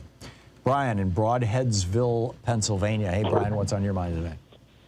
Hey, Tom, how are you? I'm well. A mouthful, right? Yeah. So I wanted to call in actually kind of to speak a little bit about, actually ask a question about the seeming recalcitrance among Democrats to take this voter suppression seriously. Yeah. I just don't understand. They tried. I mean, Manchin and Sinema blew it up, but those two pieces of legislation, the John Lewis bill and the Freedom to Vote bill, would have made huge changes. Well, I actually don't mean, I apologize. I don't actually mean the Democrats in Congress. I mean the voters. So I don't understand, and maybe you can speak to this, I'm not sure, but I don't understand the lazy way Americans approach this type of thing. I mean, we're seeing laws that will allow for the fundamental outright removal of our voice. And I think the piece that's being missed here on the mainstream media is that this actually isn't explicitly targeted. I mean, the Republicans have been caught multiple times, doing this on race basis. This is like literally an outright assault on Democrats as a party and as a voting base. This is not just, black people can't vote or Asian people can't vote. It's Democrats as a whole. And I get the sense among many people that there's just enough wealth going around to keep just enough people comfortable that they don't think they'll be impacted by this. And I wonder if you could speak a little bit to that. I'm not sure why people just seem to not care very much. And it's very disheartening. I don't seem to get this sense of urgency out of people that I'm friends with that are Democrats versus the Republicans who are very animated by this, and I know you mentioned fascism earlier, which, I think is exactly what's going on the Republican side of the House. I think you're right to point out the cult of personality, but another piece is palingenetic ultranationalism, where you want the violent rebirth of a country from its immoral self to a more morally structured version that's usually based on race. So I just don't understand how Democratic voters don't seem to have a fire to fight back against this type of thing. And I don't know where the big movements are. Well, right now they're in Texas and Georgia, and you've got Democrats there who are seriously pissed off by what's going on.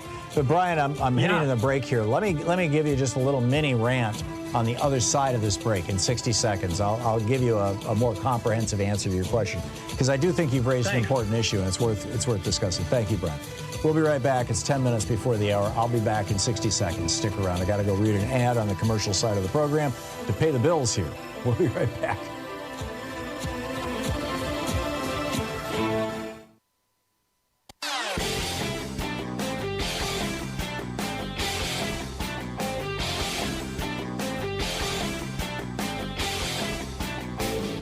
Hey, I've got a new book out. It's called The Hidden History of Big Brother in America, How the Death of Privacy and the Rise of Surveillance Threaten Us and Our Democracy. Available wherever you find fine books. We have not in the United States historically protected people's feelings by law. We protect, people from being victims of actions. You can't be discriminated against in a store or a restaurant or a mortgage or anything else based on your race or your gender or your ethnicity or in many cases your sexual identity or gender identity. But it is not typically, typically we don't put into law, you may not hurt somebody's feelings. But that's exactly what Florida is doing with their so-called woke act, the Stop the Wrongs to Our Kids and Employees Act, which basically threatens teachers if they cause their white children or any children to, quote, feel discomfort, guilt, or anguish as a result of what's being taught. This is a dangerous precedent. There's a whole video about it over at thomhartmann.com. You can check it out.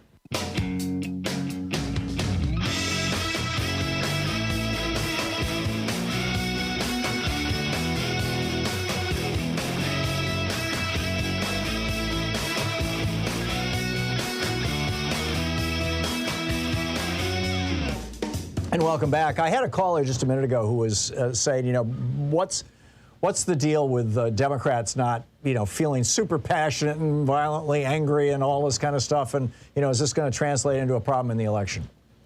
I write about this in fact, I think it's one of the opening chapters in my book, Cracking the Code, the book I wrote back in 2008, trying to advise Democrats on how to do messaging. There are two dynamics that we all experience all the time. We are all always, at any given moment, either moving toward pleasure or moving away from pain. We are never just, unless you practice mindfulness, we're never just sitting here going, okay, I'm here, this is good. We're either moving toward pleasure, in other words, we're trying to get something we want, or we're moving away from pain. We're trying to avoid something that we don't want or we don't like. Moving away from pain is like an electric shock. It's like putting your finger on a hot stove. You go, whoa! You get an immediate and strong response if you can convince somebody that there's pain that they need to move away from. Moving toward pleasure, on the other hand, is soft, gentle, slow, but irresistible. It's like gravity. You don't notice gravity. It's not, gluing us to the floor. But it does. I mean, when we walk around, gravity is holding us on this planet. Moving toward pleasure is like gravity. The Republican Party has been using a moving away from pain strategy now ever since the election of Barack Obama, basically saying, a black guy in the White House, that's the pain for you, look out. And, they want to take away your guns, that's moving away from pain. Oh, they want to give out free crack pipes and exacerbate the drug crisis. Oh, you've got crime in the big cities. Democrats are those are all moving away from pain strategies. And that's why the Republicans have to reinvent them every 6 months to a year. Because moving away from pain does not last long. You jump when you touch a hot stove, but you don't walk around the house for the rest of the day jumping. You forget about it, in fact. I mean, you remember for the next time not to touch the stove, but that's it. On the other hand, if you're moving toward pleasure, if there's something you really want, if you're moving toward accomplishing something, you're trying to build up your 401k, or you're trying to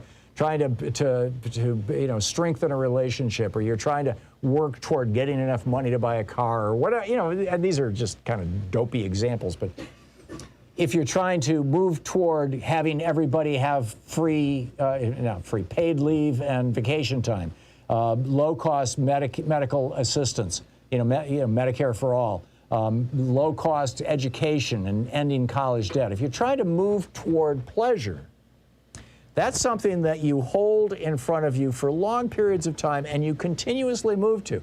Not with a giant lurch, not with a huge movement that's out in the streets going, I'm pissed off, but you're moving in that direction. So this perception that the Democratic base and the Democratic voters are not motivated because they're not in the streets with trucker convoys and giant flags and zillions of signs on their doors is not something that freaks me out. Because I'm of the opinion that the Democratic Party is holding up pleasure, pleasure, pleasure. Here are the things. This is how America could be. We could have a national voting system like Canada does with Elections Canada that is nonpartisan, non-political, everybody gets to vote, and we're not going to pack and crack your votes. We could have a national health care system like Canada's Medicare for All, where nobody ever again will go bankrupt because somebody in their family got sick. We could have low-cost college across the United States like Canada does, where you don't go into debt for the first 30 years of your life simply because you wanted to get an education. We can hold these things up and say, it's not only possible, our neighbors to the north just did it. And not just them, every other developed country in the world. This is moving toward pleasure, and moving toward pleasure is the most sustainable, the most enduring, and ultimately the most powerful of the motivation strategies, just like gravity. So to my caller, I would say I am not freaked out, I'm not paranoid, I am concerned, but because, I know that the Republicans are going to come up with a freak out or moving away from pain sometime in the next 6 months that they're going to roll out for November. We'll see what it is. But I'm not worried. You're listening to Thom Hartmann.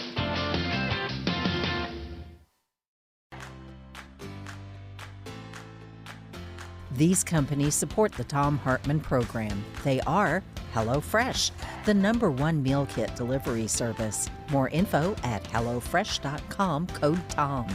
CB Distillery, CBD for sleep and pain relief. More info is available at cbdistillery.com, code TOM. Wild Alaskan Company, 100% sustainable wild-caught seafood delivered right to your door.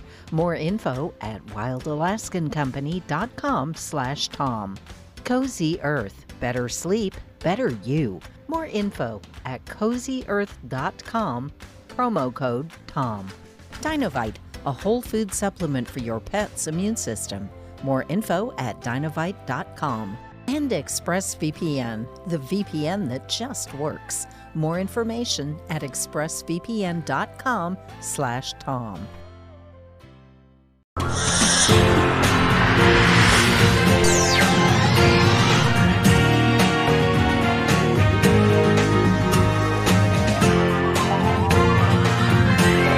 We say fight back!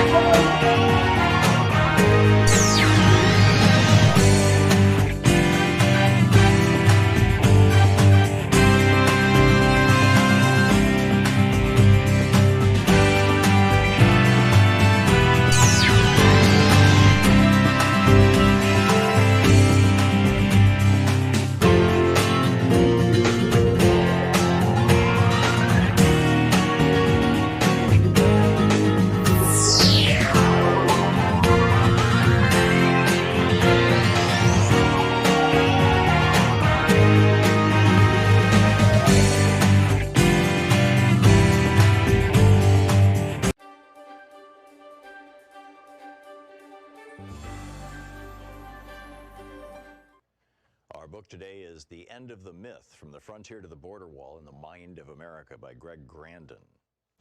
And this is from Chapter 1, entitled All That Space.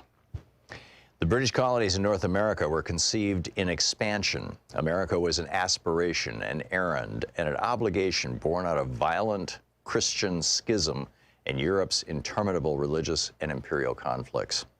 Depending on the intricacies of their particular interpretations of Revelation, the Protestants who settled New England might have understood flight across the Atlantic as a way of escaping European war, or they might have seen migration as a chance to open a new front and win those wars on a new soil.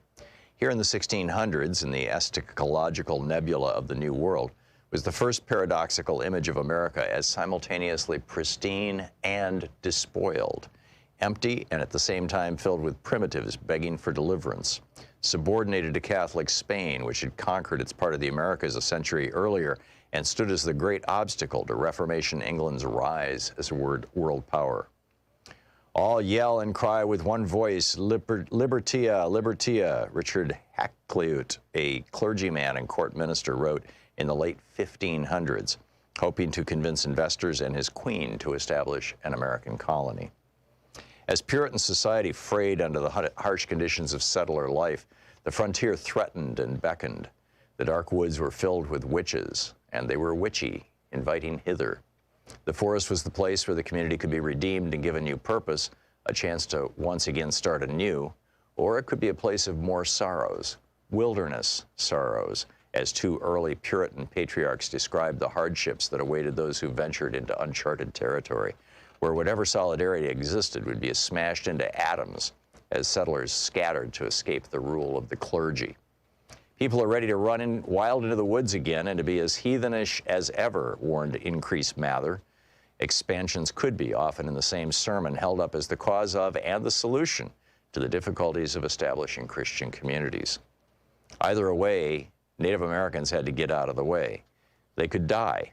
They waste, they molder away, they disappear, said one Puritan chronicler of indigenous people who had succumbed to European pestilence years before the arrival of the Mayflower in 1620, thus clearing the earth for the establishment of the Massachusetts Bay Colony.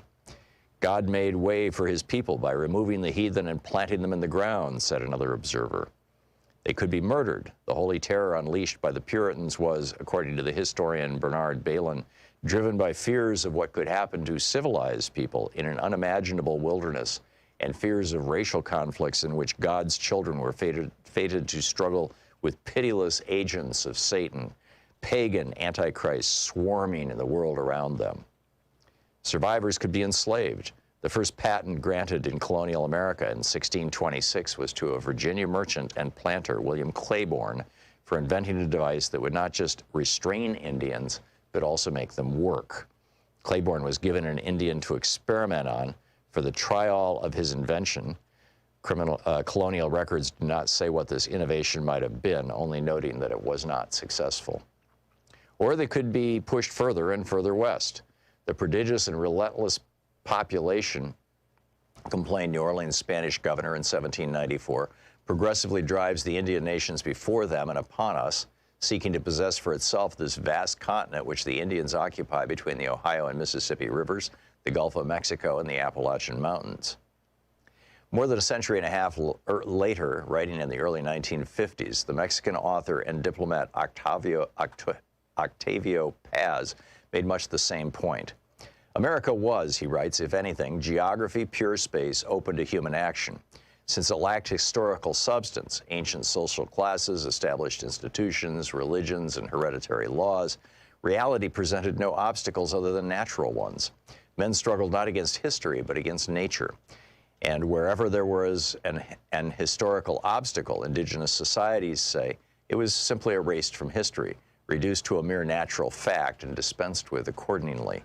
Evil is outside, part of the natural world, like Indians, rivers, mountains, and other obstacles that must be domesticated or destroyed. End of quote. The American Revolution is a permanent revolution, Paz went on, a nonstop expulsion of, quote, all elements foreign to the American essence and a constant invention of itself. And anything that stands in the way of that invention, anything that is in any way irreducible or inassimilable to perpetual creation, be it Native American, Spanish America, or history itself, quote, is not American. Quote, in other places, the future is one of man's attributes because we are men. We have a future. In Saxon America, the process is inverted and the future determines the man. We are men because we are the future, and everything that has no future is not a man. End of quote. The United States, Paz said, offers no room for contradictions, ambiguity, or conflict. The nation flies forward swiftly, as if weightless across the land. Trying to stop North Americans moving west, Stephen Austin, the founder of Texas, said over a century earlier, was like trying to stop the Mississippi with a dam of straw.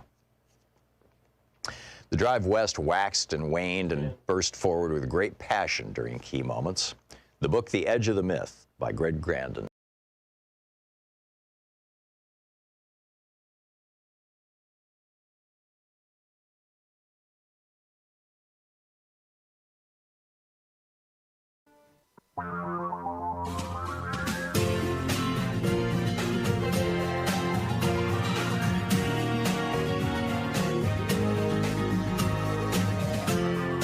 This is the Thom Hartmann Program.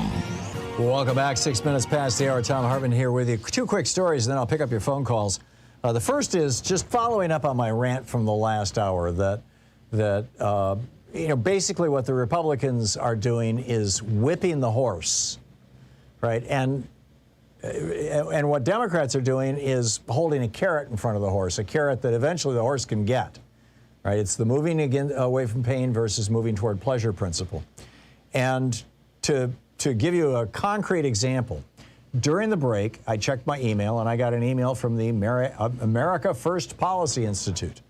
This is a new think tank that is building on Donald Trump. He's got I believe he has a piece of it because they're constantly referring to him, although who knows? I mean, sometimes people just use Trump's memes and so I don't know the details, but it's called the American First Policy Institute. AmericaFirstPolicy.com, I think, is the website. And it says, welcome to America First Agenda from the America First Policy Institute. Every day we're blah, blah, blah, blah. Crafting policy, counseling policymakers, amplifying activists, battling the media, and doing everything we can to build an America, blah, blah, blah. So here are the issues. They said, learn more about the latest issues. And you tell me, are these examples of the moving toward pleasure? We're going to make we're going to make your life better? Or are these examples of, oh my God, look out, the Democrats are, that kind of thing? Number one, how the Biden administration's inflation tax continues to take a bite out of American paychecks. So this is going to be a big thing. Look out, inflation is coming. Number two, Biden's promise to nominate a black woman would be illegal in any other setting. Biden said he's going to nominate a black woman the same way Reagan said he was going to nominate a woman, obviously a white woman, but still, we can't have that. That's, again, moving away from pain, in other words, the freak out. Number three, putting America first requires resisting China's systemic racism. Again, you could argue that this has some kind of a moral tint to it, but I guarantee you it's, particularly after Donald Trump got owned by China. Paul Krugman was pointing this out yesterday in the New York Times. China had promised Donald Trump that they would buy $200 billion more of American goods, remember, because we had a trade deficit with them. They didn't buy any of it. None.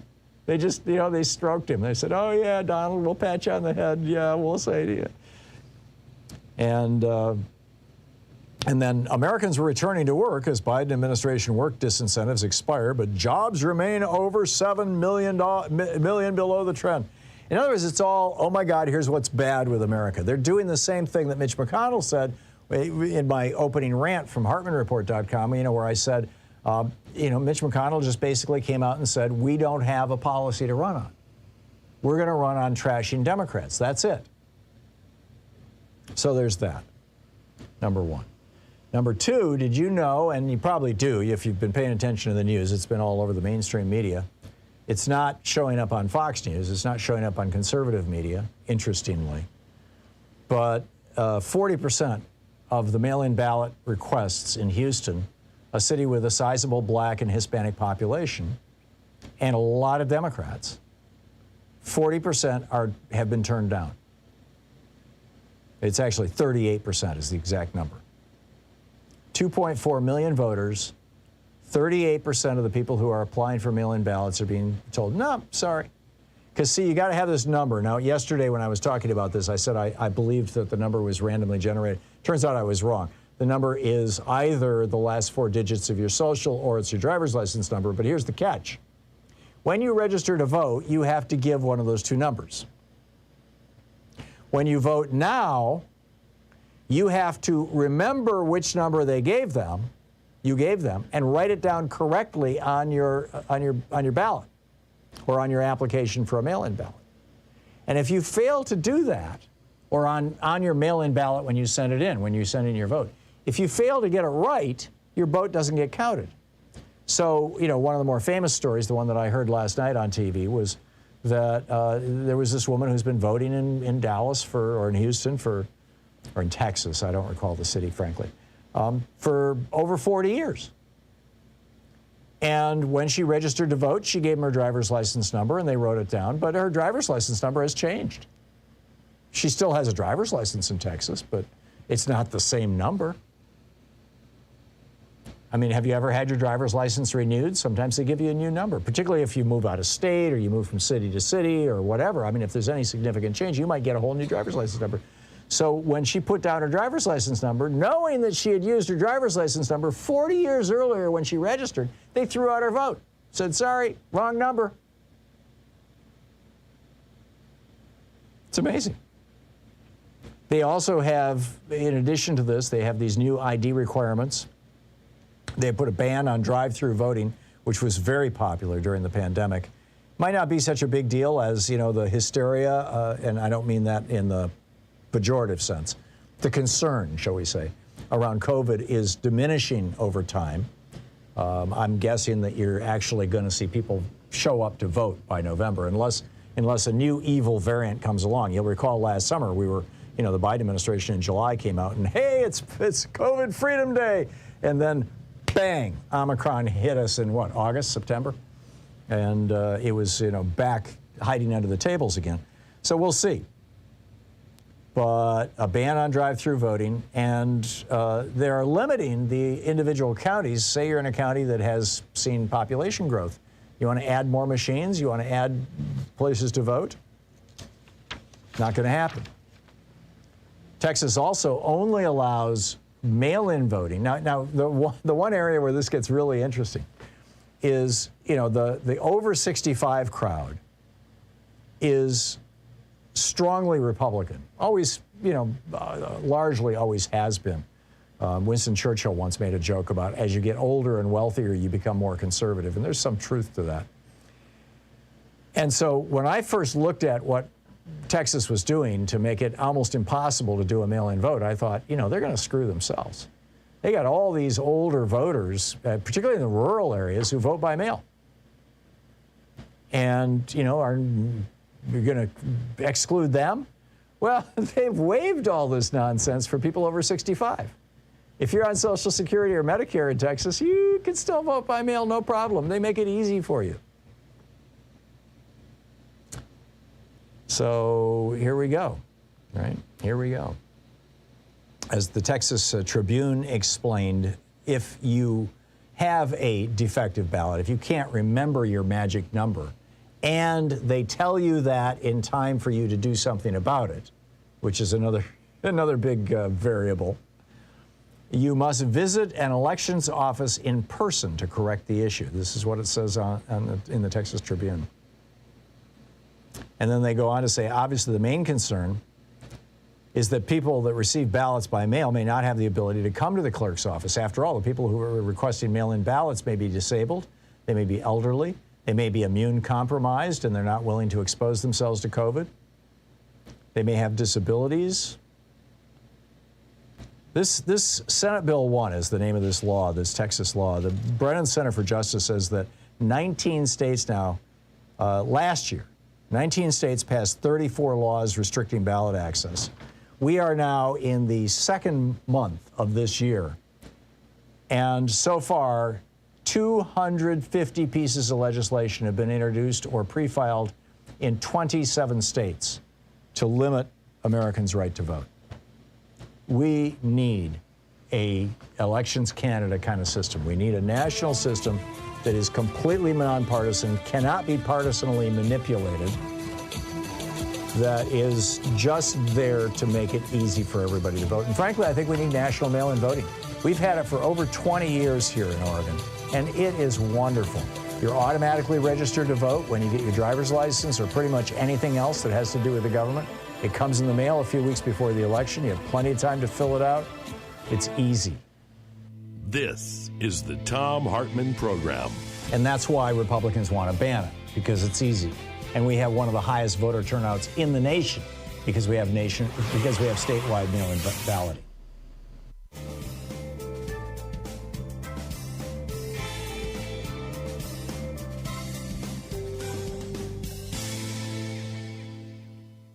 And welcome back, John in Tampa, Florida. Hey, John, what's on your mind today? Yeah, Tom, you were talking about the Vietnam War not being a major war. Well, no.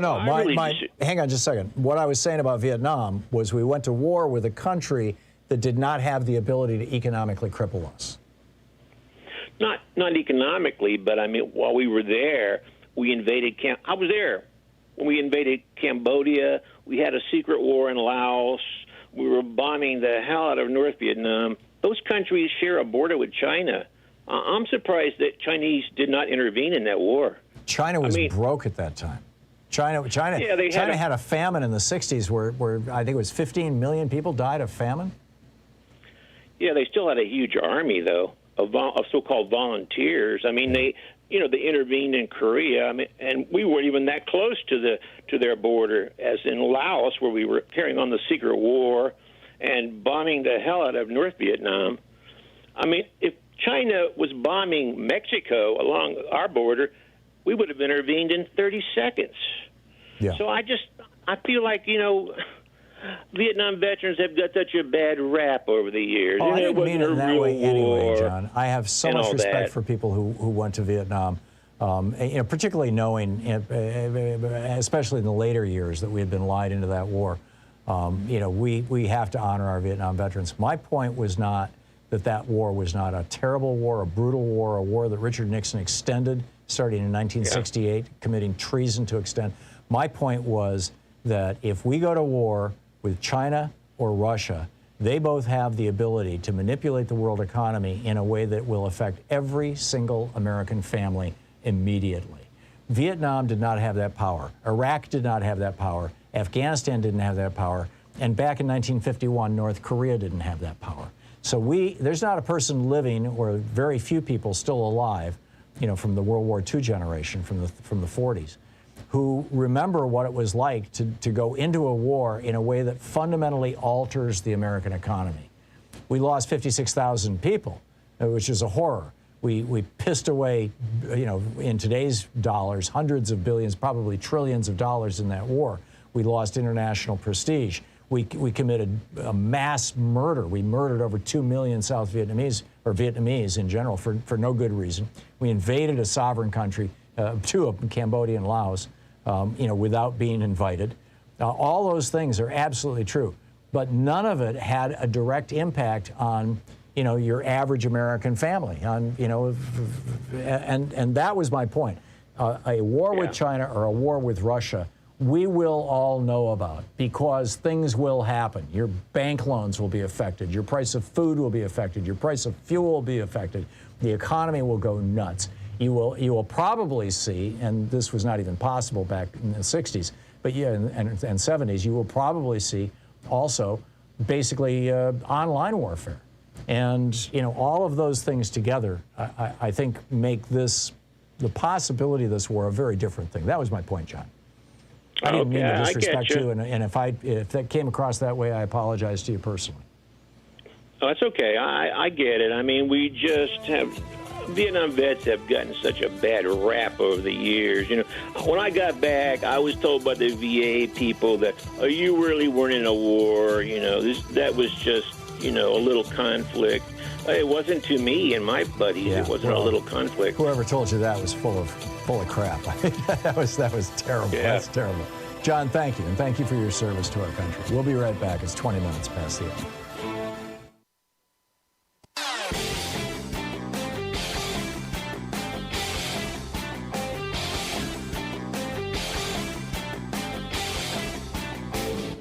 Share the Thom Hartmann Program with your friends. We're available on SiriusXM, Free Speech TV, Pacifica, commercial stations nationwide, YouTube, Twitter, Facebook, on the Thom Hartmann app, and you can even tell your smart speaker to listen to the Thom Hartmann Program. The New York Times has put together just an amazing graphic where they took all the record temperatures from last year, from 2021, and put the red ones being hot and blue ones being cold, put them as little dots on a map of the United States. And it sure looks to me like what we're seeing is the collapse of the jet stream. If you watch weather shows on TV and things like that, what you see is, some very off. Well, we saw this, for example, with that cold snap last a year ago, February, where the jet stream just kind of drooled all the way down, carried Arctic air all the way down into southern Texas and northern Mexico, froze Texas up, shut down their power systems and things like that. And it's blocking the movement of air here in the Pacific Northwest, and thus we're getting these massive heat waves. I think that we all need to keep an eye on this. I've got a video about it over at thomhartmann.com. You can check it out there.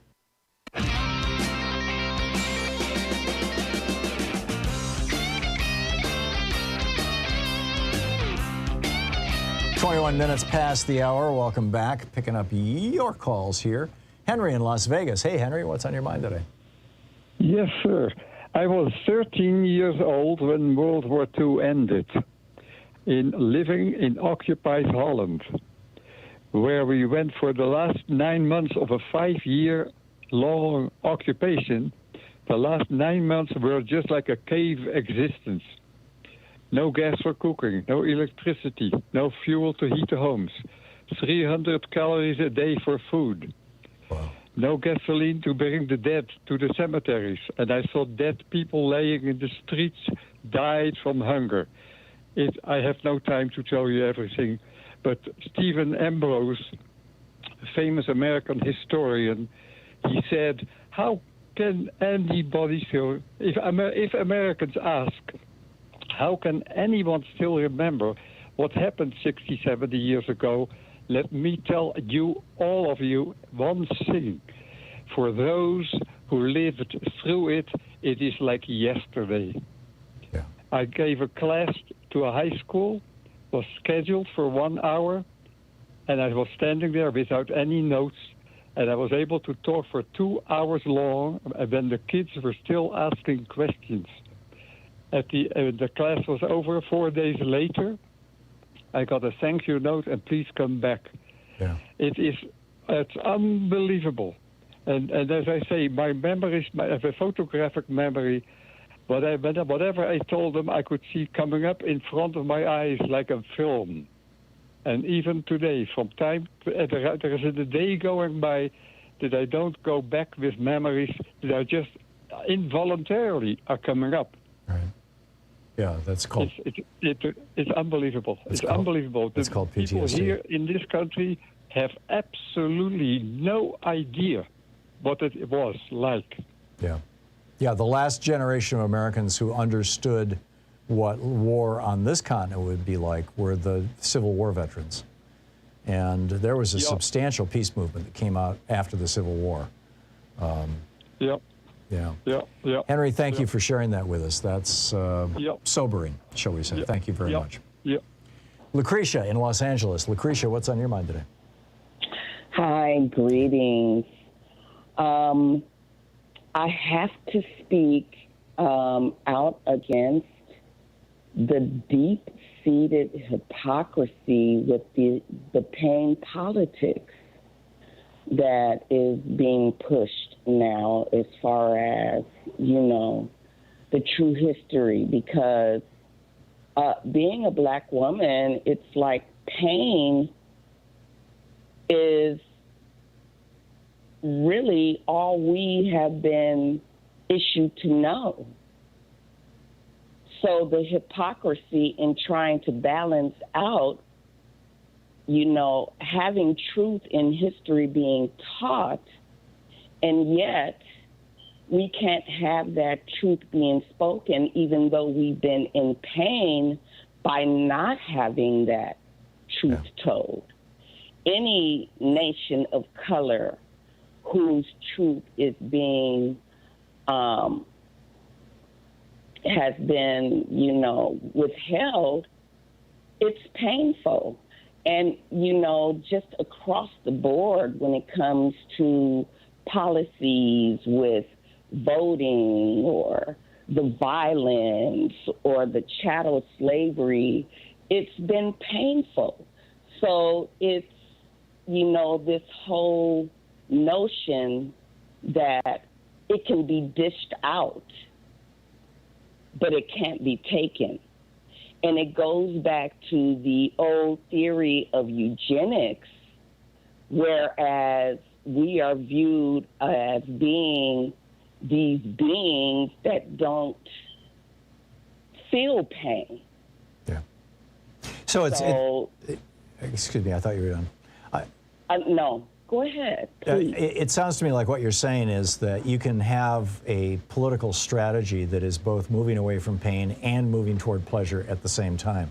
That black people in America are experiencing an ongoing pain, and some of the policies the Democrats are proposing would actually not only reduce that pain, but would move toward pleasure, as it were, make it easier to vote, bring people out of poverty, make education available to people, things like that. Am I misunderstanding what you're saying? It balances out the pain that's already been issued. Yeah. So to teach the truth in classroom, that alleviates the pain of severance and the pain of, how we're being viewed and not having that truth told. And for children of color to not know what their history is. But yet, when it comes to white children, having that truth told, it's painful. But yet we've been suffering pain not having the truth told. Oh, I agree with you, Lucretia. And frankly, I don't think that teaching children the truth is going to be causing them pain. It didn't pain me to learn the history of my own people. It just horrified me. You're listening to the Thom Hartmann Program. Call 202-808-9925. I just discard, reject this idea that teaching white children the true history of America is going to harm them. I think it's nonsense.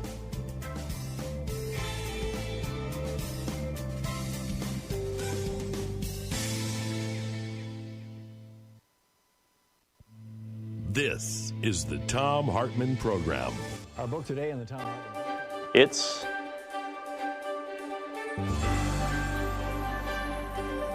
the Thom Hartmann University Book Club. Today we're reading from Legacy of Secrecy, The Long Shadow of the JFK Assassination by Lamar Waldron and me. The assassination of President John F. Kennedy on November 22, 1963 triggered cover-ups by officials, this is from the introduction, by the way, that continue to negatively impact American politics, life, and foreign policy. Legacy of Secrecy details those cover-ups and hidden investigations, many for the first time, including the reasons they were carried out under such intense secrecy. Most were spawned by John and Robert Kennedy's top-secret 1963 plan to stage a coup against Fidel Castro, a plan so highly classified that it only started to be exposed in 2005 and is finally revealed in this book. Their own confessions now show that three mafia bosses, Carlos Marcello, Santo Trafficante, and Johnny Roselli, were behind JFK's assassination.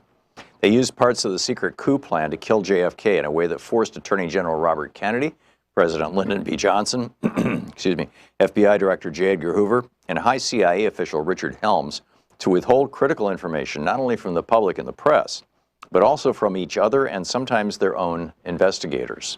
It's important to keep in mind that JFK was murdered just a year after the tense nuclear standoff during the Cuban Missile Crisis.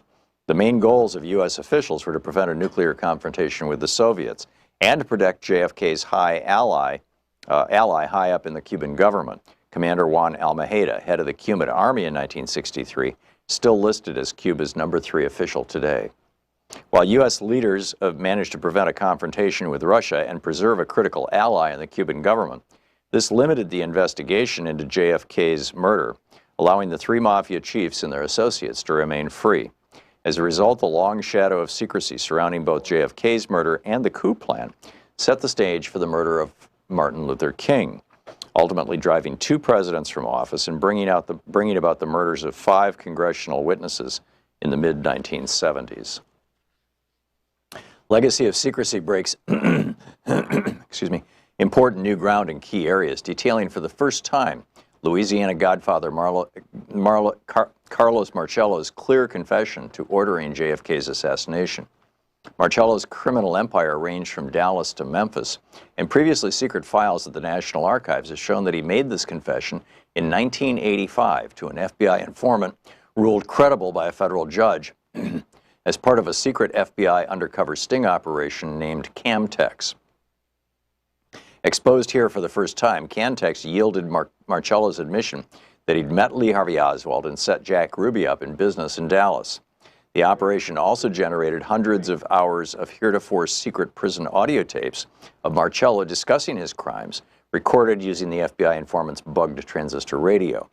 Yet the FBI and Justice Department withheld most of that information from the public and Congress for years until its revelation in this book. Carlos Marcello wasn't the only mob boss who confessed his involvement in JFK's murder to a trusted associate. Legacy also uncovers important new information about Marcello's partners in JFK's assassination, Tampa Godfather Santos Trafficante and Johnny Roselli, the Chicago Mafia's man in Las Vegas and Hollywood. Shortly before their deaths, both mobsters admitted their roles in JFK's murder to their attorneys.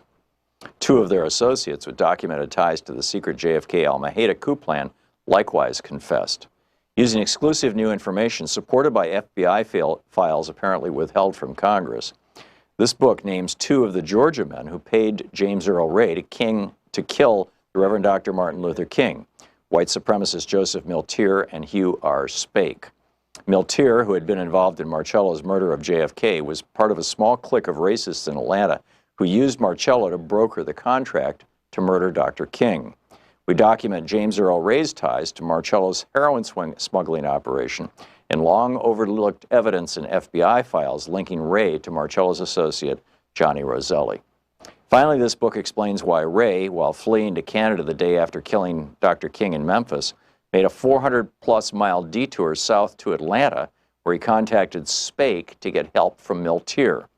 In 1979, the last congressional committee to investigate the murders of JFK and Dr. King, the House Select Committee on Assassinations, concluded, quote, that Trafficante, like Marcello, had the motive, means, and opportunity to assassinate President Kennedy, end of quote from the congressional report.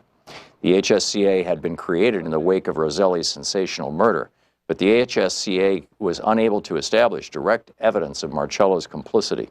And the same was true for Trafficante and Roselli, because the CIA, FBI, and other federal agencies withheld so many relevant files. The HSCA, headed by civil rights figure Louis Stokes, also concluded there was a likelihood of conspiracy in the assassination of Dr. King and that financial gain was James Earl Ray's primary motivation. But they were unable to determine who had paid Ray or how the conspiracy had worked because the FBI and other agencies had hid critical files. With the help of more than 24 associates of John and Robert Kennedy, backed up by thousands of recently released documents at the National Archives, many of which are quoted here for the first time, Legacy tells the full story denied to Congress and the American people, Legacy of Secrecy.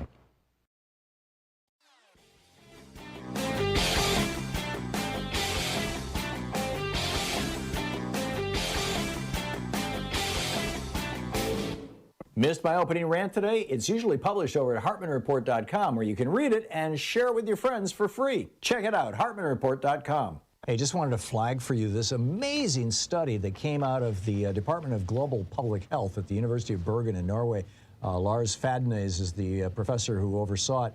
They took a massive database of millions and millions of people all around the world, and the goal was to look at life expectancy. And they were looking at everything from pollution to wars to poverty to diet. And because there was so much data and such a large population base, they were able to separate out individual pieces. And what they found, and just looking at the diet piece of this, what they found was that going with what you and I might call the Mediterranean diet, they don't call it that in the study. What they basically say is no red meat, very little dairy, lots of fish, nuts, legumes as the principal protein sources, and lots and lots and lots of fresh fruits and veggies would add 10 years of lifespan to the typical 20-year-old and 8 years of lifespan to the typical 60-year-old. The whole video about it is over at thomhartmann.com. Check it out.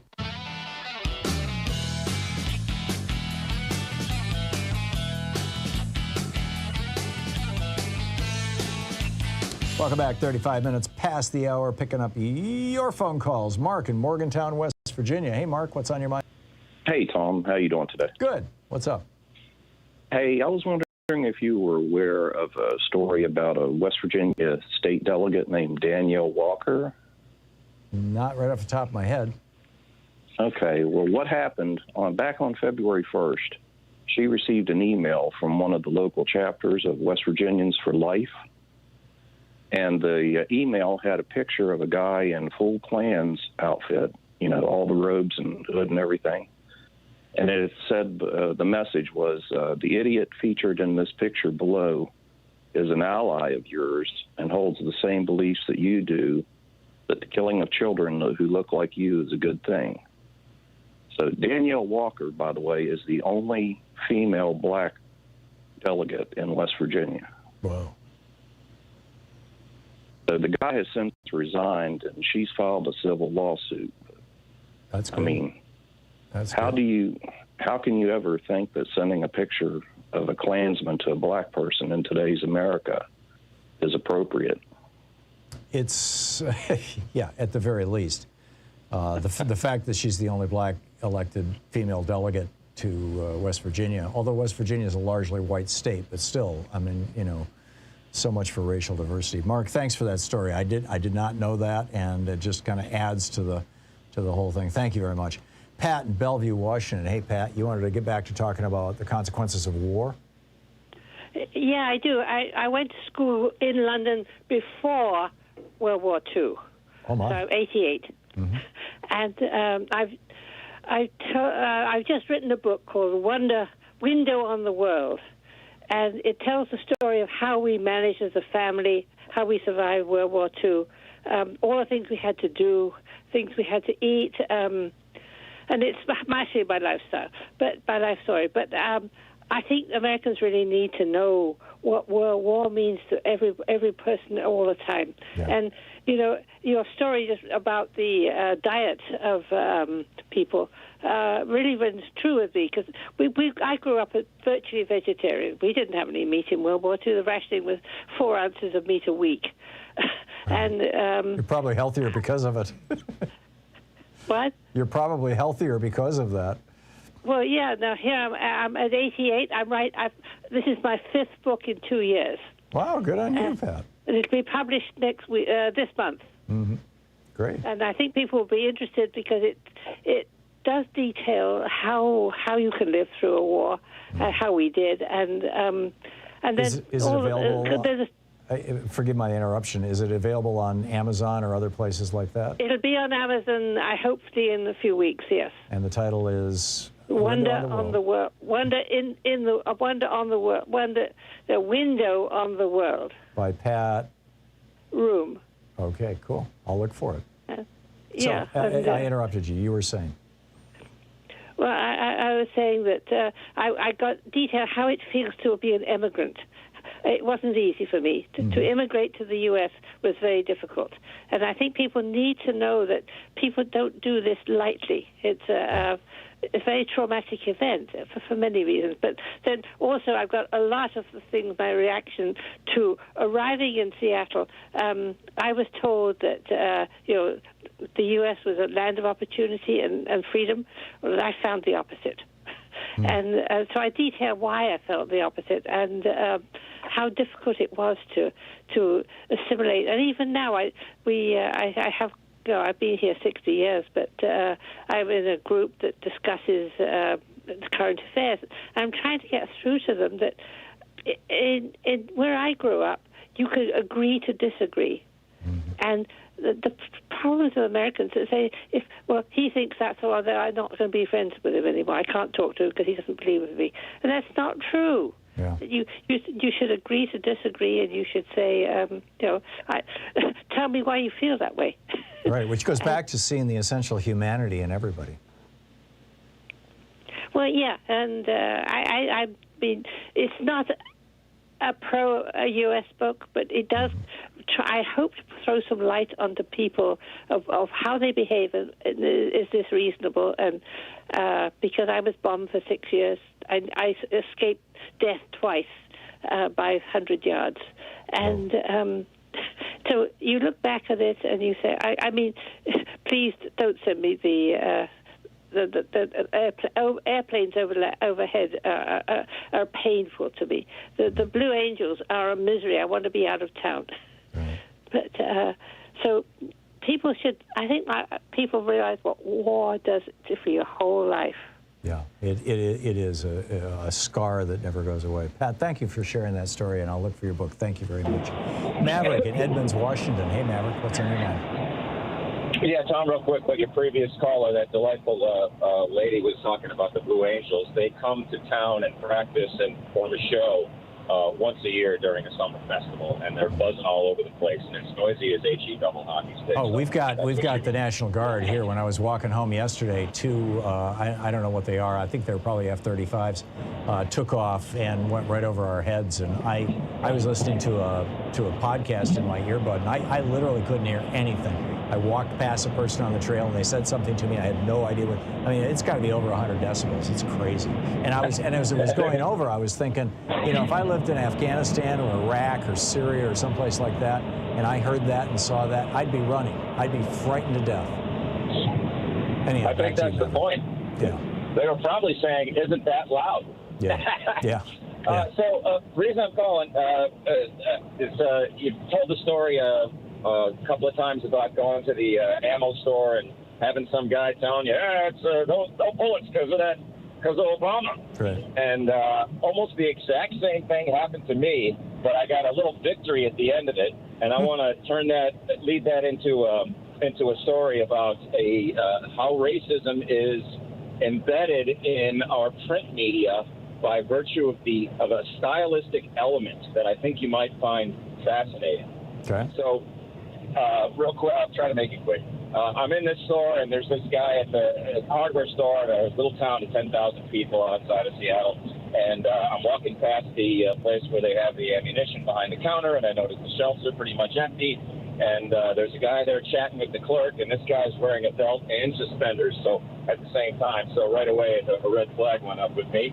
And I said, looks like you don't have much in the way of ammunition. And the guy with the belt and suspenders said, because that damn Obama took all of our bullets. He shut down all the lead factories in the country. I went, really? Seriously? Pull out my phone, open and search active lead mines, United States, and there's a list, I don't know, hundreds and hundreds of them. And I go, there's one in every state. Take a look. And he had nothing to say. He just stood there waiting for me to leave. So there was a little victory there. That was a feel good. Yeah, I was not inclined to challenge this guy in that gun store in Mason, Michigan. But I get what you're saying, and I respect your fearlessness in saying no. I'm gonna challenge that. I'm gonna take it on. Thank you very much for that call, Maverick. Conchita in Winston-Salem, North Carolina. Hey, Conchita, what's on your mind today? Hey, yes, thanks, Tom. I want to address the speaker. He was talking about assimilation of people coming from, Hispanic people, Asian, and so on. And it is true that the African American and Native American is different because we have that history with African Americans from slavery, Jim Crow, New Jim Crow, institutional racism, and then the psychology. So when immigrants come here, I'm 14% African American, 50% Southeast Asian, but I was brought up in New Orleans, segregated schools, HBCUs. Well, my mother looks Italian, Greek, but she was considered Black or Negro back then. Mm-hmm. And the institutions of segregation and the New Jim Crow have kept our underclass people there, and the psychology is there, both Black psychology and white. By that is that we have a certain view of African Americans, even if they're light-skinned. Now, my son was born in Uganda, so I do agree about the skin color, but you can get an African who comes here and they assimilate because they do not have that baggage, that burden, that psychology of the history of American racism and institutionalism. We have never had the reparations addressed. We've never had the reconciliation issue, the education address, and African Americans are blamed for the Civil War and so on. And so that history and that until we address that, African Americans, no matter if they're dark skinned or what, there will be an underclass, and we need changes in the institutions, and we need that 1619 project to educate people, and we need a reconciliation kind of discussion like Germany had, like South Africa had, and some kind of institutional reparations. Yeah, it seems that we've got a lot of work to do, and don't you think that just honestly teaching the history of America, I guess maybe that's what you were saying when you said we need the 1619 project, but in our public school system nationwide, so that an entire generation of white kids grow up understanding the horrors that black people historically have gone through in this country, might be a huge step forward. And white people don't feel bad. I have taught, I teach at A&T, the home of the sit-ins, 30 years. I'm retired now. And when I'd give these workshops to teachers, they would really be enlightened. I mean, they'd learn more. They would take part in the discussions. They'd be enlightened. I don't think they felt bad. Because again, your mind is widened to the truth. And then you bring in the African civilizations, the great achievements of African Americans in this country, to culture and inventions, and then to the African civilizations. Since you lived in Uganda, you've never seen an African that was not proud or had a sense of identity. Yep. But here in America, white racism, institutional racism, has done a job on African Americans and also Native Americans, putting them on reservations, creating underclasses. Forgive my trying to interrupt here because I see a break coming in a few seconds. Yes. But I would go so far as to say that the reason why these white politicians, particularly in the South, but now it's spreading all over the United States, these white Republican politicians don't want the actual racial history of America taught is not because they're afraid it's going to hurt the feelings of white kids. I think that's a complete canard. I think it's total BS. Right. Political. I think it's because they are concerned that if young white people learn the actual racial history of America, they will be horrified by it, not in a way that's going to cripple them emotionally. They'll just be grossed out and pissed off, and they will then become anti-racism activists. They will reject racism. And these white Republicans want another generation of racists to grow up. Yes, and they have used that as a crutch to stay in politics since Civil Rights Act was passed. Absolutely. The Republicans became conservative racists. Absolutely. And the only way you can maintain racism in a society is to maintain ignorance about its consequences. And that's what they're trying to do. Conchita, thank you so much. Thank you. That was brilliant. We'll be right back. You're listening to Thom Hartmann. Visit thomhartmann.com for audio and video archives. I should do an op-ed about that someday. The real agenda is not to protect the tender feelings of white kids. It's to perpetuate racism, institutional racism. We'll be right back.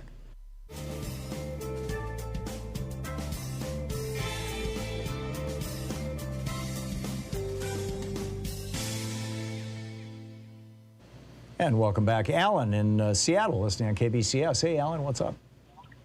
Hey, well, I'd like to try and connect the dots. About 6 weeks ago with Mark Pocan, we talked about basically having the federal government award index funds on the registration, Social Security registration of everybody born in the United States. Mm-hmm.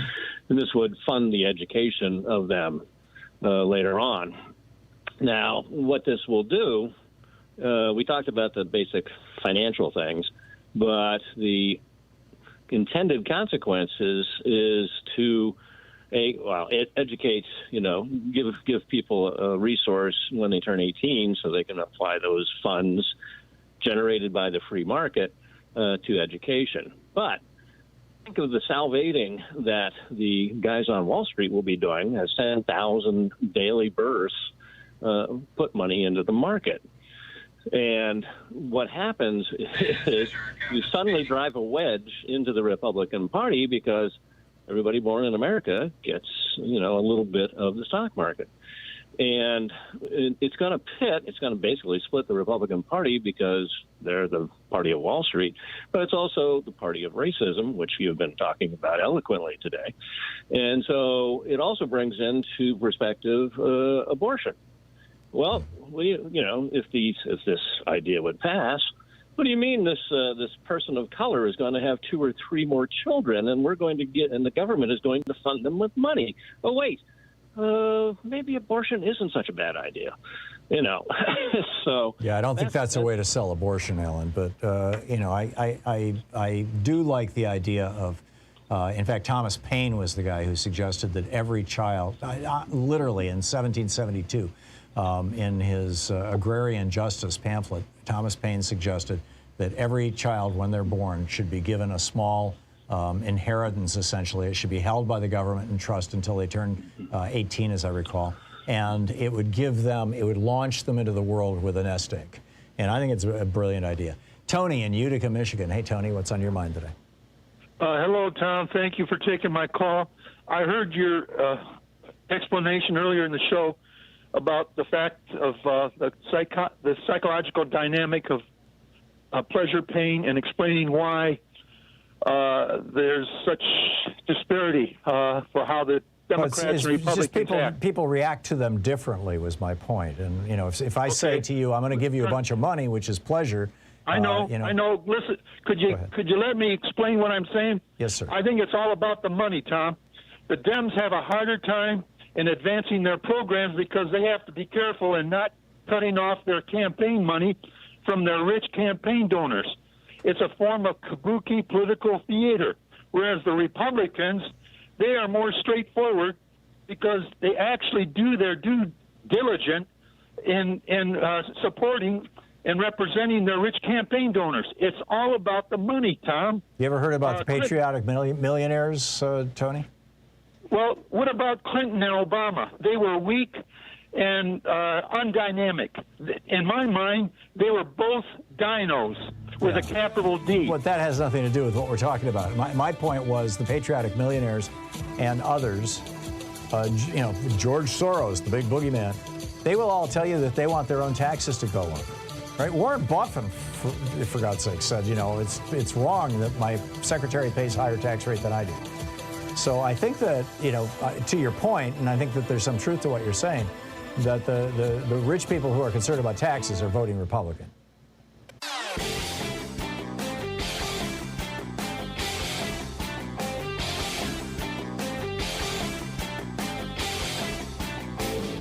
Our 1-hour free podcast recaps our show, and it's available wherever fine podcasts are found. And we have the full 3-hour podcast available over at thomhartmann.com if you want to really support our program.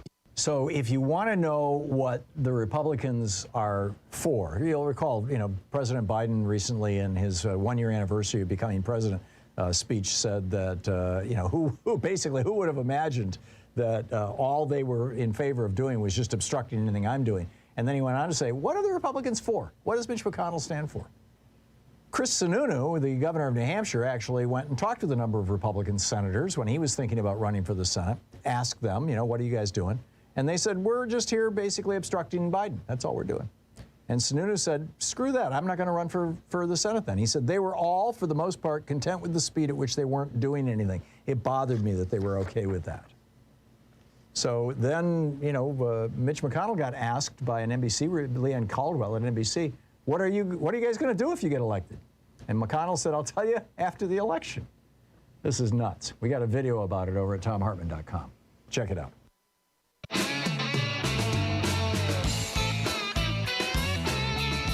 And welcome back. Picking up your phone calls, Laura in Linwood, Washington. Hey, Laura, what's up? Well, I was born before World War II started. I was a child. Mm-hmm. I want to give you a few of my memories. I remember that we had, at my school, tunnels dug into the side of the hill that we had raid practices.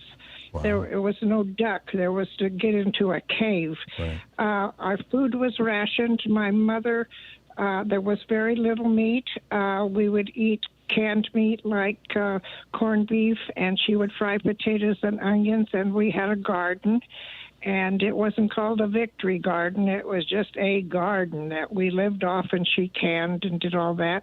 We had dark shades on our windows. My father could not drive at night with headlights.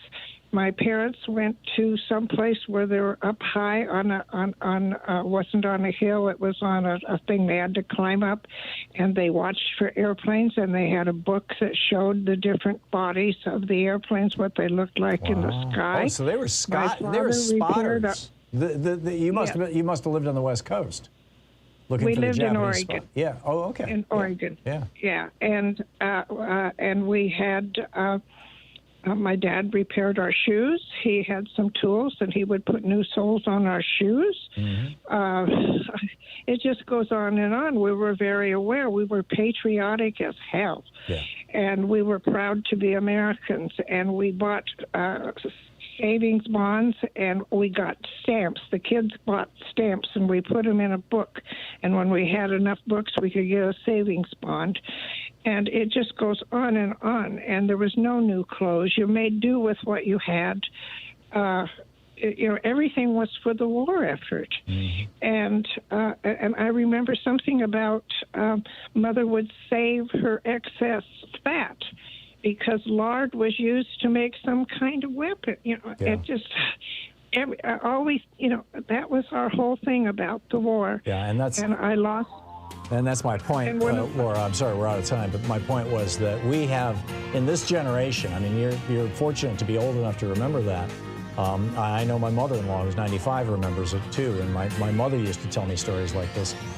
But most Americans have no recollection. This is not what happened during Vietnam, Iraq, or Afghanistan. It could get tough. Laura, thank you so much. That was brilliant. Thank you. We'll be back tomorrow, same time, same place. In the meantime, don't forget, democracy is not a spectator sport. It requires all of us, and that includes you. There are so many ways to get involved. Find one. Find one where you're really passionate and get involved. It feels good, right? It's therapeutic. Tag, you're it. We'll see you tomorrow. You've been listening to Thom Hartmann. For audio and video archives, visit thomhartmann.com.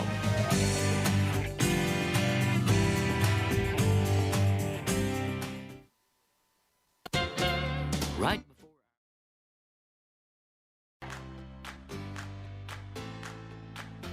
These companies support the Thom Hartmann Program. They are HelloFresh, the #1 meal kit delivery service. More info at hellofresh.com, code TOM. CB Distillery, CBD for sleep and pain relief. More info is available at cbdistillery.com, code TOM. Wild Alaskan Company, 100% sustainable wild-caught seafood delivered right to your door. More info at wildalaskancompany.com/Tom. Cozy Earth, better sleep, better you. More info at cozyearth.com, promo code TOM. Dinovite, a whole food supplement for your pet's immune system. More info at dinovite.com. And ExpressVPN, the VPN that just works. More information at expressvpn.com/Tom.